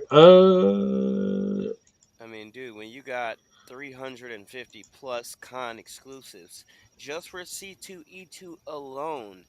And you still got people running out to buy those Peach Momoko rival variants. And now they're doing grading on the spot. So drop your shit off at 11 and pick it up at 4 type shit. You know, people are going crazy with these things right now. All right, that was Hell Rain. Don't worry, I got the covers coming up. There is the Chris Campagna. And this is going to be your first full appearance of Helverine, if I'm not mistaken. I mean, of Hellhawk. 1 in 10, Raphael and Ancio. He needs a fucking beautician to get in on those toenails, man.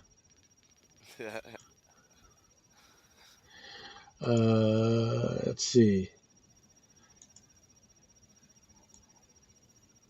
Hellrain. There we go. There's Mortal Thor 1/100 version.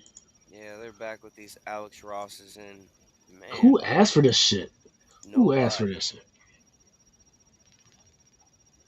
Like, they didn't need to do it, but I get, people get the sets together, and then you'll catch them on eBay for like $1,000. Shit. Mark Spears Monsters, issue number 5. About the werewolf. Still killing it. Miles Morales, Spider Man, issue number 3. It's got a bunch of covers. 32. Yeah, the main cover is fire. That Turn Clark.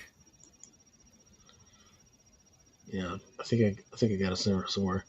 Then there's One World Under Doom, number 4. It's got a bunch of covers. It is the Adi Granov. Phoenix, number 11.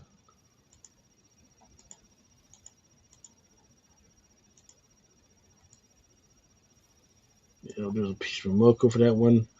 Star Wars Bad Batch, Ghost Agents, issue number 3, the Favosia. Ghostbuster Skeleton Crew, issue number 1, cover A by Crook.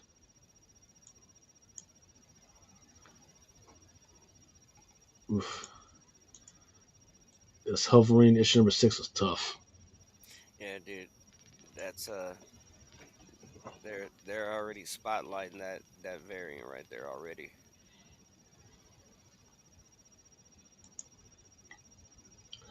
Dark Horse has a book called Robo Wolf number 1 coming out. I don't know what it's about, but you know what? I think I'm going to order me one. Yeah, it This is looks pretty. interesting. Return of the Living Dead, issue number 4 by Mark Spears. It's kind of haunting.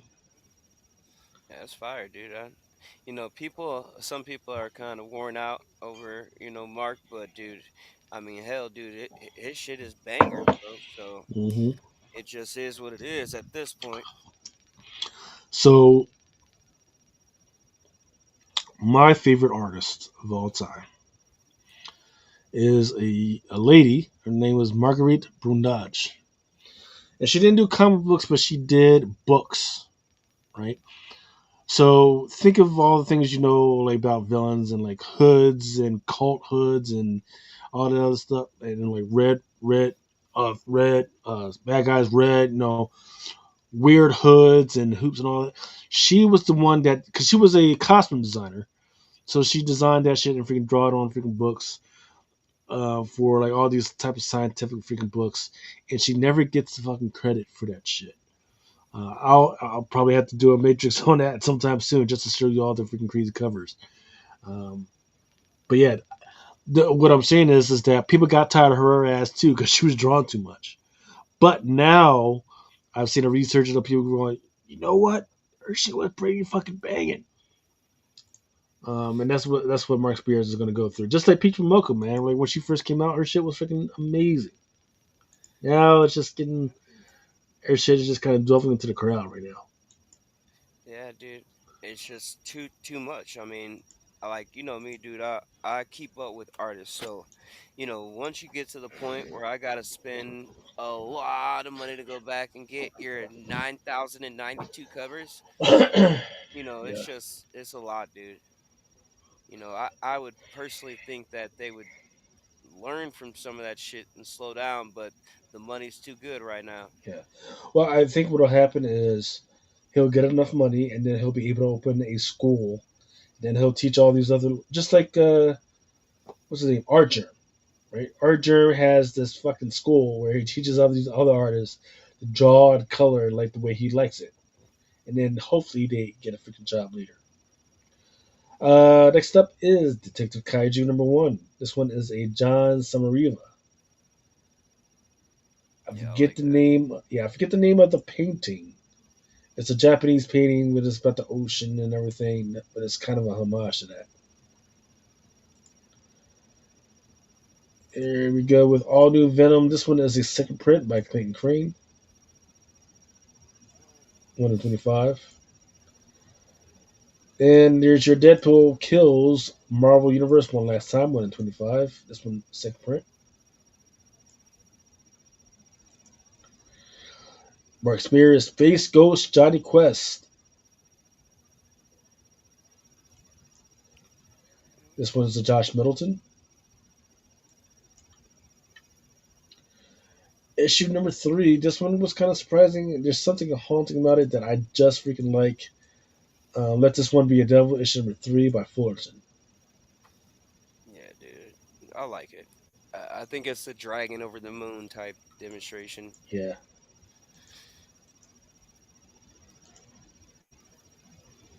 This is Dark Gwynpool, done by Greg Land. If people actually like this, then they'll probably grab whatever one that you have the Gwynpool X or the Dark Gwynpool on there. And then this one is Cold Your Day in Hell, issue number 2, television variant. What? your Raper Man variant. Here, I just caught her behind the alley variant while taking lunch and going to get some pastrami and feeding her some pastrami. Like, what the fuck? What were they thinking? Like, dude, I just don't get it. I'm still gonna get it. I'm a completionist. That's what I do. But Jay Lee with Thundercats Lost, issue number 3, 1 in 10. bro, I'm not gonna lie. I'm tired of Thundercats, bro. Fuck, bro. Like, dude, I started off with the run. I started grabbing like some of the incentives. I was doing the action figure variants, and then I looked up and they just wouldn't fucking stop. And I'm just like, you know what, dude? Fuck this shit, bro. Like, I'll still pick up, one here and there that I think is fire. But dude, god damn, Thundercats and anything Dynamite, dude, is just like, you motherfuckers, make my book rare, please. The fuck. Doom Academy, issue number 4. I've been waiting for this one too because I for some reason really like this. There's your Adigonov.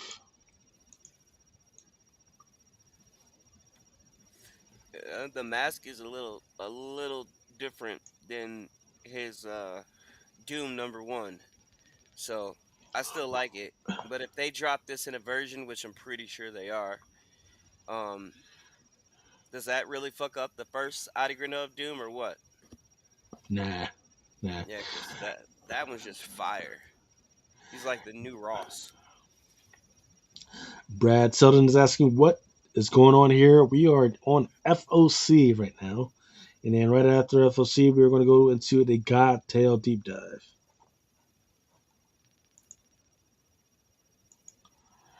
One World Under Doom, issue number 4, 1/100. I mean, these aren't terrible sketches. I just don't get it why we're still doing this. Red Hulk, issue number 4. Which has been like a dead series. This and Sam Wilson have both been like dead series, so I've been picking them up just because of that.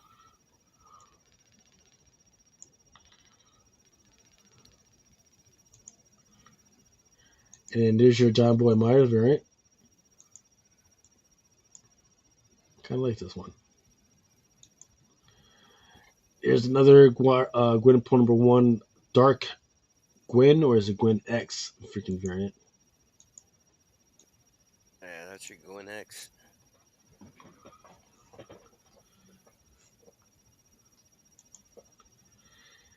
Daredevil Cold Day in Hell, issue number 2, 1 in 100. Fire, dude. Waiting for that shit. And this that was Ben Harvey, right? Probably. I didn't Yeah, I have think it the written is. down. We already shared it in the group, so I think it is. Phoenix, issue number 11. And then I think this is Lunas. Is this Lucas Wernick? it definitely looks like a Wernick. But keep an eye out for this issue, anyways, because word on the street is, I guess, Jean Grey's sister is making a return.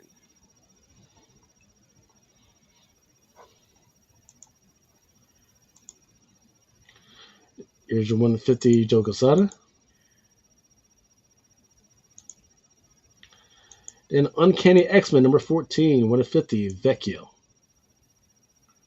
Yeah, I've been picking all these up, dude. They've been fire to me. And then he has a whole nother set of Avengers ones coming as well. There's a Megan Hedrick variant. X Factor issue number 10, Greg Land.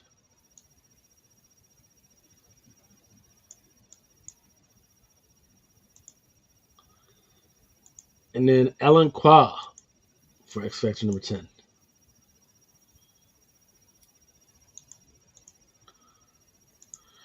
Ultimate Black Panther, 1 in 25. Miles Morales, issue number 133, 125. Roger Antonio. Star Wars Jedi Knights, issue number 3. I believe this one is a Raza.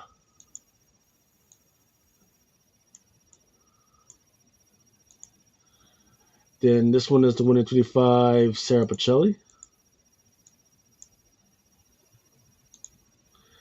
There's your 1 in 100 Lightsaber Virgin variant for issue number 3 by Torrin Clark. Yeah, he snapped with that one. I actually like that one. Killer Affairs of the State, number 2, issue number 1. There's a 1 in 20. This one's got the potential with Mothra. Queen of the Monsters, issue number 3, 1 in 25 by Beasley. I like the cover. However, what I don't get is why they had to age up the girls. These are supposed to be little girls, not freaking muchachas, freaking teen, almost like 20-year-old freaking girls. So they must be doing like a time jump in the series or something, or Yeah, it looks like it. Oh, plus it says the old Mothra may be dead, but a new Mothra has arrived after rescuing a Mothra egg from the Cretaceous period. Mira and Emmy arrive back in the present, are actually back at Mothra's original fight against Antra, and worse, they brought Megan Nolan with them. It's possible that their actions in the past are what led to Mothra's original death. Blah, blah, blah, blah, blah, blah. So that's the thing. Now, the Mark Spears. Monsters issue number 5, The Fight.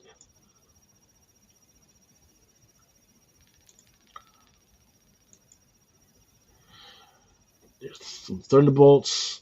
There's an Alex Ross for the Thunderbolts. I forgot to pull the. So there's a Toxic Avenger pinup special. And the cover, both of the covers are of the Toxic Avenger take a piss, right? But one has it like nothing on his ass cheeks. It's actually freaking. If you try to look for it, it'll be freaking, edited or whatever. And then there's one where like I think it's like pants is like halfway up his ass cheek, but either way, you still got some dude in the next stall trying to fucking peek at his ass. yeah, it's weird shit. Ultimate Black Panther issue number two. It's gonna be on FOC.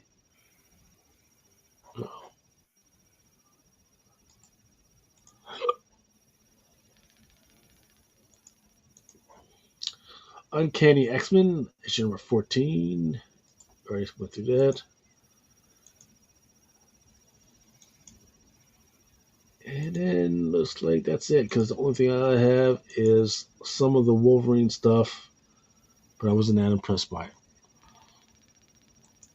All right, is there anything else on FLC that you wanted to cover before we? Because we're going to take a quick break, and then we're going to move on to the Godtail stuff. Yeah, we good. We got everything right now. Okay. All right, we'll be back in about a minute, and then we're going to move on to the Godtail stuff.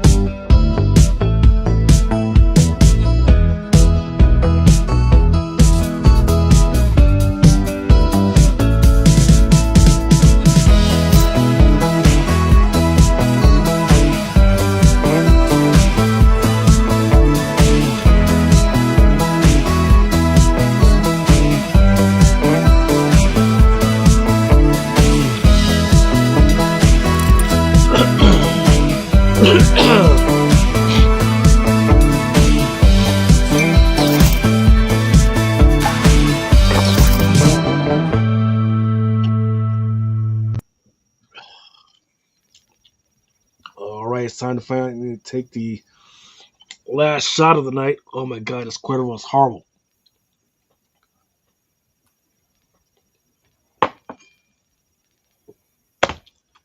Oh, go for this shit. Oh. Yeah, it feels like a lethal weapon in this bitch. Every time you say that shit, I think of lethal weapon. Oh man. All right. So last week you astounded us with some Godtail lore, and we were asking for you to pull some Godtail stuff. Tell me what you found, man. All right, so mostly what I did is I wanted to show off most of his regular releases because he does have a lot of Kickstarter stuff, but as people know that watch the show have already said that I don't really consider the Kickstarter stuff, and we're going to do a separate show on the Kickstarter stuff. But for us, I have his all of his published work so far, and then some things that are up and coming that people can keep an eye on. So, um we can definitely hop into this real quick because not only dude has he been one of my favorite artists in recent times, but he's a really great guy. He actually hails from Japan. The guy is really cool in my personal opinion, and I think that we should be able to get him on the show. And when we do, um, this is going to be everybody's chance to, like we kind of did with Nakayama, but take a kind of like a deep dive with him and kind of go into his mindset when he's doing these things. Because Godtail, to me, um, he mixes the perfect style of comic book art with anime art, Mm. which I have a few slides that you'll definitely be able to see that some of his style has influence from anime. So starting off, um, we got Woo. his Chicken Devil. Now this was his Chicken Devil number one. It was a Line Breakers So variant. good, so All right, good. I believe it dropped in I want to say 2021.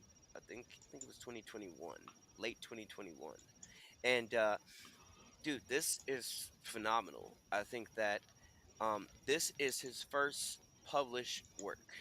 So Mm. like I said, I don't consider his Kickstarters as his first work because it's not exactly released through the publishers. So that's why I went with this.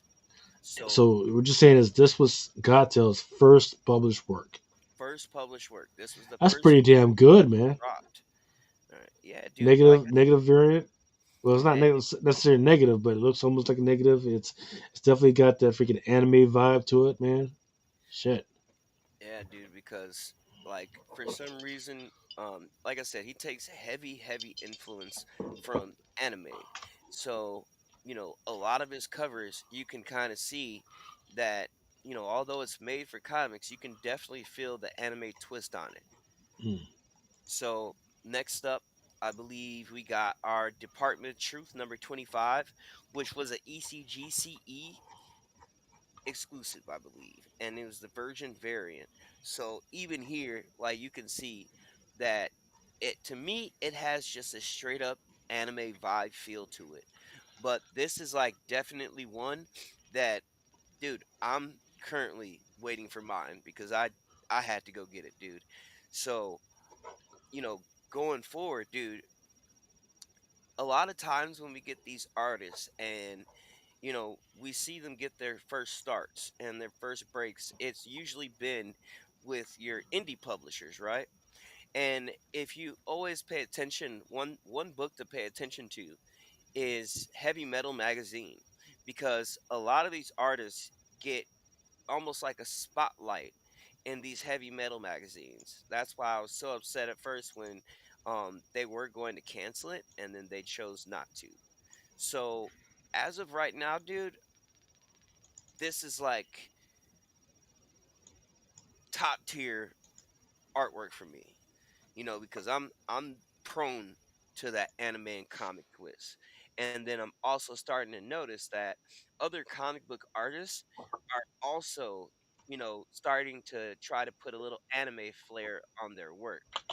So I just want to keep a focus though on the people that I feel like brought it out to me the most, and Godtail has stood out the most to me when it comes to this combination.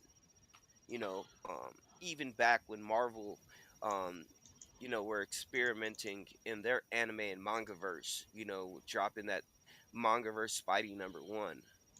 But you know, a lot of these artists' work, like you can tell that either number one, they watch a shit ton of anime, right? Or I think that just growing up in places like Japan or China or Korea and these different Asian countries, their art style is always a little bit different. Now, like when it comes to Japan, I noticed that they would be like a lot more intricate in detail and they're kind of like more of a water based coloring. So, like, even in the background of this one, to me, I can see the influence of that. You know what I mean? Right. So I think that he also twists in some of that Japanese traditional type work, So do you think you'll ever be on the level of like Leslie Lee or Jung Ho Lee or? Oh, dude, I think he's already there. Like, I think that the more that people notice him, the more that he's gonna have that type of niche in the market. Because even look, the next one, um, World Tree number two, it was a Sanctum Sanctorum comics exclusive. This motherfucker is beautiful. I mean, it is off the chain to me. He got the thigh meat out. He's got the little camel toe peeking through, and she just looks like the sadistic bitch that she is. So, the way he captures some of these characters in his artwork, that's what stands out the most to me. Mm. When I think of these characters and then I look at his covers, I'm like, oh yeah, dude, I see exactly where he was going with this. You know what I mean? Yeah, Rotary, good book. People just aren't reading. Period. Right now. Yeah, dude. I mean, Unless it's like look at. Red Coat. I think the only people with that book people are really reading is Red Coat right now. Well, Don't yeah, know they're why. reading Red Coat, and well, I think just because the simple fact that, like, not only is it about a fucking British army member, right, Red Coat, but you have all those other universes that's entwined, and as like give you example, like James Critter said in the comments earlier, that the book of the week was going to be Red Coat number 11, which is going to be a first appearance of the Northerner. And then he also mentioned that the God Machine universe was going to be kind of like pushed together with Geiger in some way or some form or fashion. Hmm. So, I think that's like one of the reasons why people are on it as much as they are. But um I want to mention another thing about Godtail real quick though. He already is at the point where I feel like he's starting to get that type of recognition that people, when they see his work, they're picking it up. You know,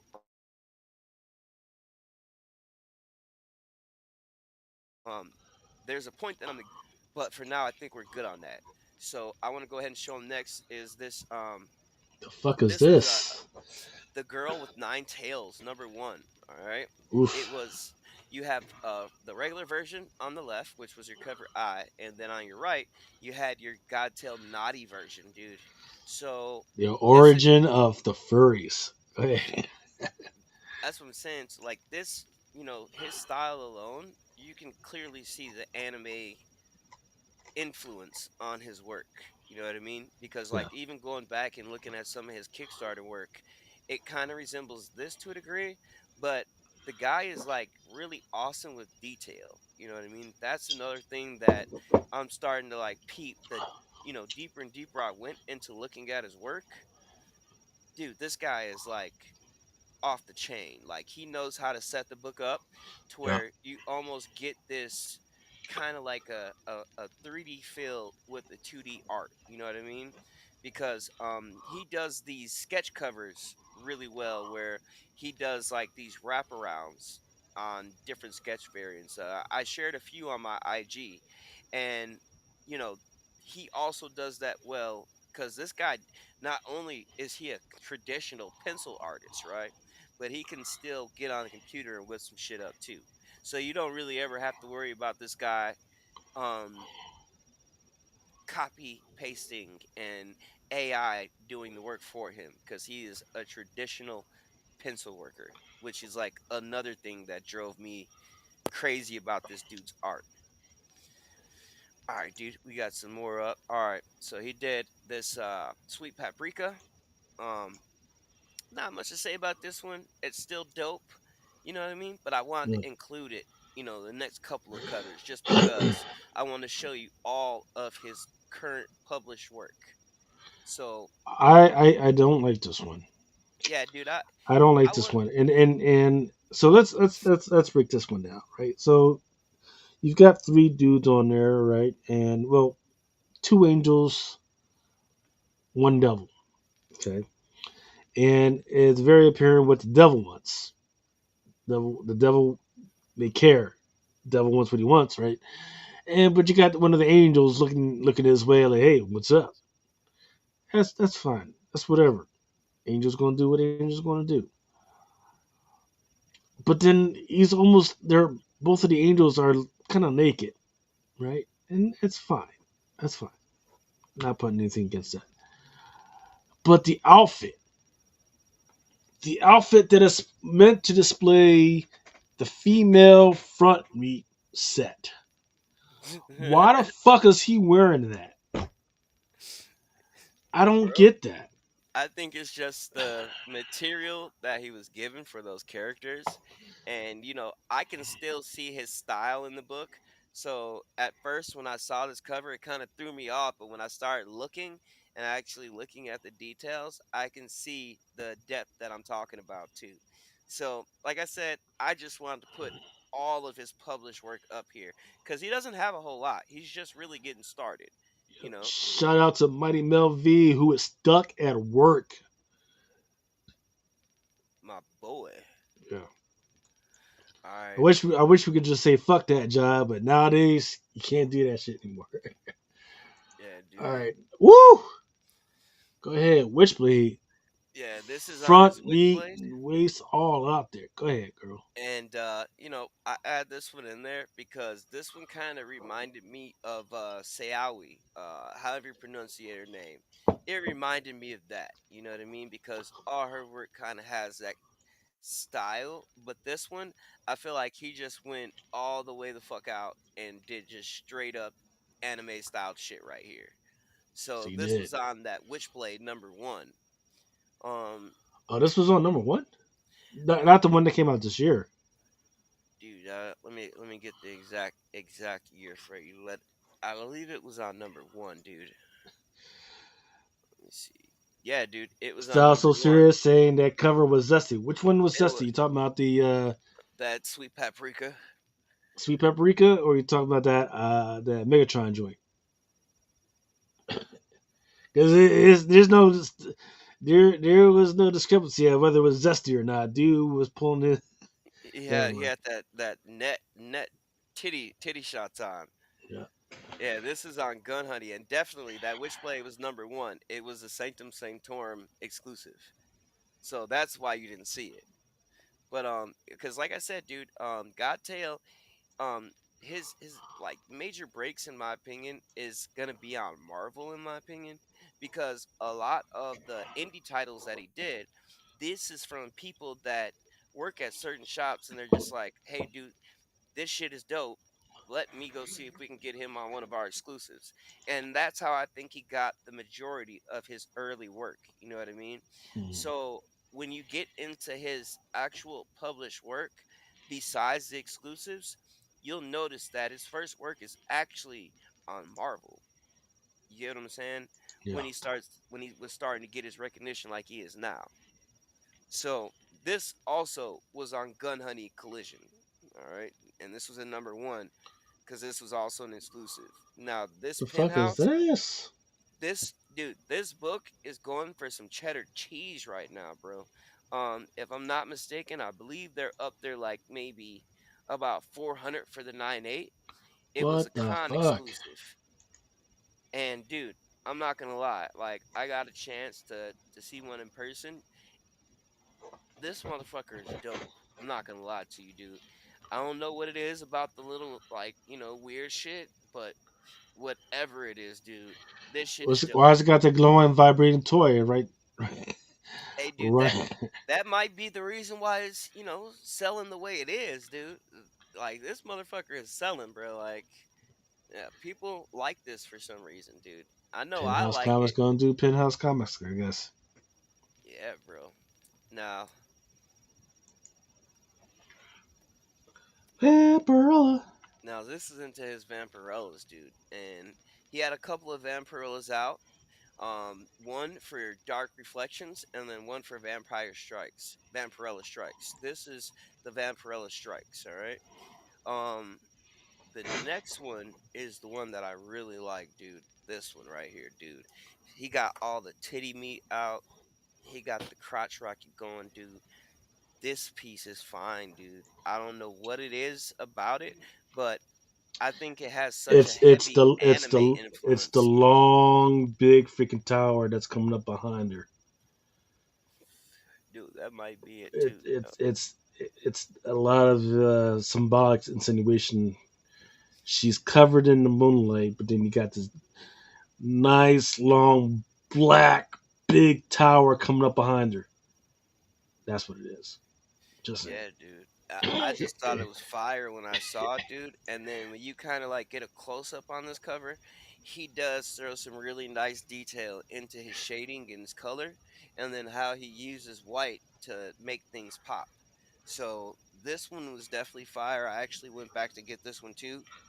And then now those are like most of his indie titles. I wanted to get that out of the way first because everything next, it was a couple exclusives like this one, this Amazing Spider-Man #1. This was an exclusive. I picked it up. Beautiful fucking cover in person, but I feel like this was like one of those ones that I felt like, man, dude, I kind of wanted a version of this because to me it just is fucking awesome. So the second I discovered this was actually the book that made me discover Godtail. All right. After I saw this one, like I started looking for other things. And then I came across this Wolverine that we got next. Now, the It's Wolverine, cute. It's cute. I'm just trying to understand why the cat's trying to bite her on the leg near the pussy. What's going on with Godtail, man? bro, like I said, he has that anime. twist to him, bro. So that's just my Yeah, opinion. Now, and in anime, a cat is never just a cat. Take that for what you want. You can say I'm crazy, but a cat's never just a cat. never, dude. Sorry. But this actually was one of the first covers that was a actual like regular release regular cover. This was the first one. So after I got that exclusive, I was looking through the books of the week this came out and I saw this and I was just like, dude, this shit is fire to me, dude. I don't know what it is, but I think the way he uses his color and how he does the different shadings in the fire, how it adds like kind of a depth to it to me. So it's just fucking fire, bro. And then next, we got his magic exclusive. Magic. Now, I for one love this shit as well. I was a little disappointed when I found out it was an exclusive because I was really hoping this was a regular cover, even a 1 in 25. But it is what it is, and I still had to pick this shit up. This was on Magic number 1. Her chiropractor is getting paid, boy. Look at her trying to throw that back all out. God damn. Yeah, dude. Like I said, dude, anime influence, and you can really see it in this one to me because I'm so used to like bouncing back between the comics, the manga, and the anime that that type of shit just pops to me. Like I see it kind of before anybody else does, but apparently other people do because um his next cover, dude, this Marvel Rivals that he did with Luna Snow is fucking fire to me as well. So I don't Pretty know good. like what it is, but he is on a roll for me. Like I've been just picking up everything that I see he does. And this one kind of went under the radar for me because I didn't see it get announced. I didn't see anybody show it anywhere. Nothing. Hmm. And then look, that next is this is the first 1 in 25 that he has. So like if you're gonna collect his covers, then just remember this is his first 1 in 25. There's no other 1 in 25s before, and the only other regular release. We're gonna have to have Godtail on this fucking show so I can ask him what the fuck is going on, man, because these black phallus symbols on the freaking girl covers is wild right now. Shout out to Style So Serious. When we bring him on, cause I'm trying to schedule him now. When we bring him on, dude, we're definitely gonna deep dive into it. But so far, we've only been seeing him do covers. So I imagine he will have his first panel work. But I mean, look at artists like Kale New. It took that guy forever to ever get inside the panels, and his first panels happened to be Creep Show. It was an issue not too long ago, but Cal New did the cover and he did the interior. But my point is that it sometimes it takes a little while for these guys. I don't know if it's to get the confidence to do the inside panel work, or how their shit's set up if they're just mainly on covers. But so far, it's just been covers. This next So, one so hold sold on. out. So hold on. Rockets, missiles are usually white. Why the fuck does he have these big long ass fucking missiles black? Well, The I fuck mean, is going dude, on there, Godtail?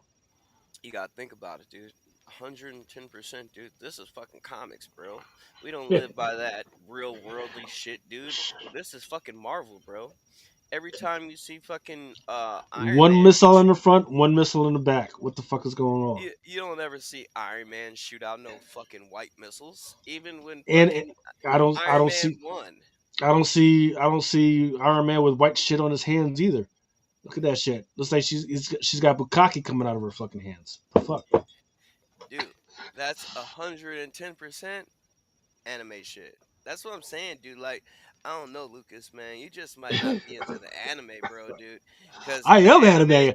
I even dude, had an all, anime. all this I even shit is I straight haven't up anime meets I even had comics it. type No, shit. I even had an anime podcast. I'm into anime. I'm just like, what is going on? I don't think this is inappropriate for children. What the fuck? We're gonna have to have him on. Ask him what's up with his use of colors and these phallic symbols. Because it's what the fuck, man. You got Wolverine. He's got fire and shit, but on these girls cover, there's like white shit coming out of nowhere. There's like black phallic symbols coming on the other side of the covers. I couldn't show the other ones, dude. You know, because he does have Look at this. some shit out here. So hold on, let me go back to yeah. Look at her hands, man. There's like white shit coming out of her hands.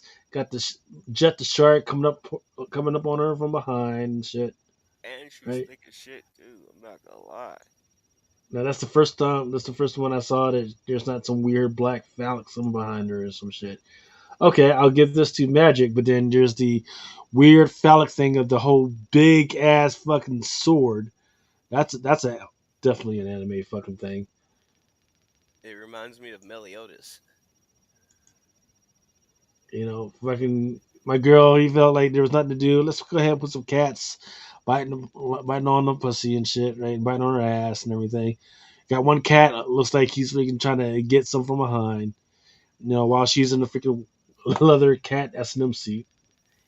Dude, your mind be noticing some really weird shit, dude. Cause I and when I got this book, dude, I didn't even notice the fucking cat on the book. You know what I'm saying? Like, no bullshit. Like, I got it in my hands. I was like, oh shit, this motherfucker is nice, dude. Not one time did I even notice a fucking cat was on the book. He says, T. Jones says, I think you're reading a little into this. Yeah, dude. Hey, now this Here's one, here's here's here's here's the thing though, right? Where's that one thing? Where is it? I went past it. that's the beginning. We did all these. Did these? Okay, this is the one with the tower. Towers are usually gray and brown. They're not black. They're not fucking black, Dude, right? what are you talking about, dude? In anime, when you watch Fairy Tale, all you see is black castles in the background, Yes, there's a motherfucker. reason for that. Go back, watch it, figure it No, out. but I'm just saying. No, I'm Especially a just big saying. black, and then usually in castles, you're usually with the freaking roundabouts, right? So somebody can freaking watch from the watchtower. No, this one looks like a freaking dildo, like one of those Yeah, freaking weird fucking dildos. Though it's yeah, like, oh, excuse me, a butt plug. This one looks like a yeah, fucking yeah, butt dude. plug. T Jones is right, dude. You're on one right now. You know what I mean? Yeah, you're on A some dark. big black butt plug. That's what that shit is, See what I mean? right? Some dark And shit. then you, and then you got these cats, but one's biting her on her ass, the other one's biting her near. Come on now. While I she's see in what the I mean. fucking leather suit. Even dude, dude, on the And cover. then missiles are Never white. seen a fucking cat on the cover, dude. I didn't even notice the fucking cat, dude.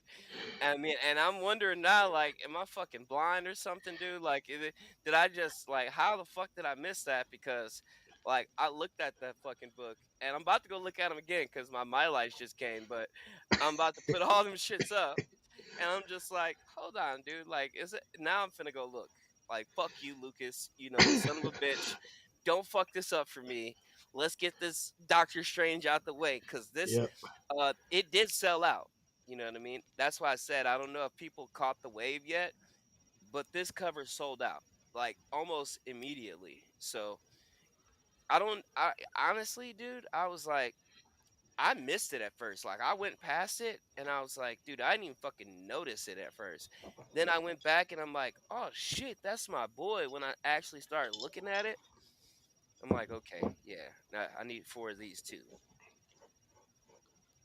And then next, dude, is his upcoming work. He showed one already, but I'm waiting for this motherfucker right Dumasar. here, dude. I'm waiting for this. This is fucking fire to me, dude. And don't you get to talking about no white shit with the lightning, motherfucker. Just What? No, this because is I remember I said there's something weird that you got the little girls or the girls and they're in these weird positions and shit. But the guys, it's fire. No, like this one, there's freaking lightning and shit. Okay. Yeah, but now you're gonna have me looking at that shit when he starts dropping all the new shit, cause he has like some new shit coming, dude. I've seen his name on like a lot of titles upcoming, but we don't have the cover art for it yet. But this was everything that is already like being shown that is coming up for order. You know what I mean? Um, the 1 in 25, dude. Now this thing, dude, is already selling for like 60, 70 bucks already for some reason. And I saw like a assortment of people posting this shit already. But this cover is still fire to me. Now I'm looking for white shit in the hands. Good, we're good Yep. on this one. Yep. We're Fire. Yep. fucking fire, dude. And then we got this last one of West Coast Avengers number 8, dude. And I like I said, dude, this anime flavor that he has to it, like the depth, like even you see the line that comes from like the bottom left hand corner back to the hand. You see how he like overlaps this shit, but I can still see the depth in it. You know what I mean? Hmm. It kind of gives me like that. Like, of course, it's 2D, but it gives me like a little bit of that 3D flavor. It Depth of pops field. to me for some shit, you know. Yep. And like I said, dude, like I've been saying for the last few weeks, these like stock photos, in my personal opinion, doesn't do justice for half of these fucking books because when I'll pass up some shit on FOC, and then when it actually comes out and I see a physical hard copy of it, it's just off the fucking chain, man. But he has some other shit that I just didn't know, we'll have to save those for when Adam's on the show. You know what I'm saying? Because we got to mix some Mickey Mouse with that shit. Sounds like a promise, man. Sounds good, man. Can't wait to see the rest of that shit. And then so we got to look forward to it because I think we got Godtail pretty much locked in for the show. We just got to schedule it. Nice. Okay. Can't He's a wait. he's a really cool fucking dude, and that's even more reason why I want him on because as you know, dude, with my first Instagram page, I would from what I've been told, I was doing something that a lot of people weren't doing these days, which is accrediting the artists, the writers, the editors, whatever stood out to me in the book entirety, I would always credit that person to that work on my original page, right? So I ended up building a lot of relationships with some of these artists. And one thing that I can say is that when you have some of these artists and they're just down to earth and they fuck with you just as much as you fuck with them, those are the artists that I want to spend my money on. Those are the artists that I want to talk to and meet and interview because there are some dickheads out here, you know. Let's get that out the way because I've come across a couple of big name dickheads. I don't want to get into it because I might run across these motherfuckers at a show again and they might, decide to hop on too. But, you know, they're out here. You're out there. All right, man. Freaking. But otherwise, that was a good job, man. Can't wait to see the rest of your stuff and what else you got to freaking show us. Um, I think that's it. I don't think we got anything else to freaking talk No, about, that's it, man. dude. We can. I just wanted to go ahead because I saw that people are starting to notice Godtail, right? And I've been ranting and raving about him in our group chats for fucking a few weeks now, right? So I just wanted to go over his published shit so that people, if they want it or want to check it out, they can go get it. You know what I mean? Because I think that as time goes on, he's only going to get better. You know what I mean? And sometimes when these artists do their covers, when they actually do the art and then they see the final product of their art, right? They start to see like little things that they want to do differently and do better or not do better. So, let's just see cuz I think his style is going to evolve over time. Yeah, man. Freaking this stuff is good, man. What's up Can't with wait. this titty meat? That's Gottail. Gotta Tell 2? Is this on Hmm. FLC right now? No, it was 2021. It was canceled. Oh, yeah, So there dude. is one version where it had her in a suit, and then this one, right? And The whole book was canceled, right? I think at least issue number 5 of "I Make Boys Cry" was canceled. Yeah, dude. Yeah, I've been little noticing that, dude. schoolgirl I mean, outfit even action. fucking Marvel runs are getting canceled right now. So, Good, good. We don't need freaking 32 in 1 week. no, we don't, dude. Uh, that shit is overwhelming when you gotta read it all. All right, motherfucker. All Fantastic right. motherfucking show. Yeah, we'll see you guys next week, or maybe we'll see you on Adam's freaking show sometime, either Tuesday or Wednesday or some shit like that. But otherwise, you guys have a good weekend, and if you guys need anything, holler at us. We're out.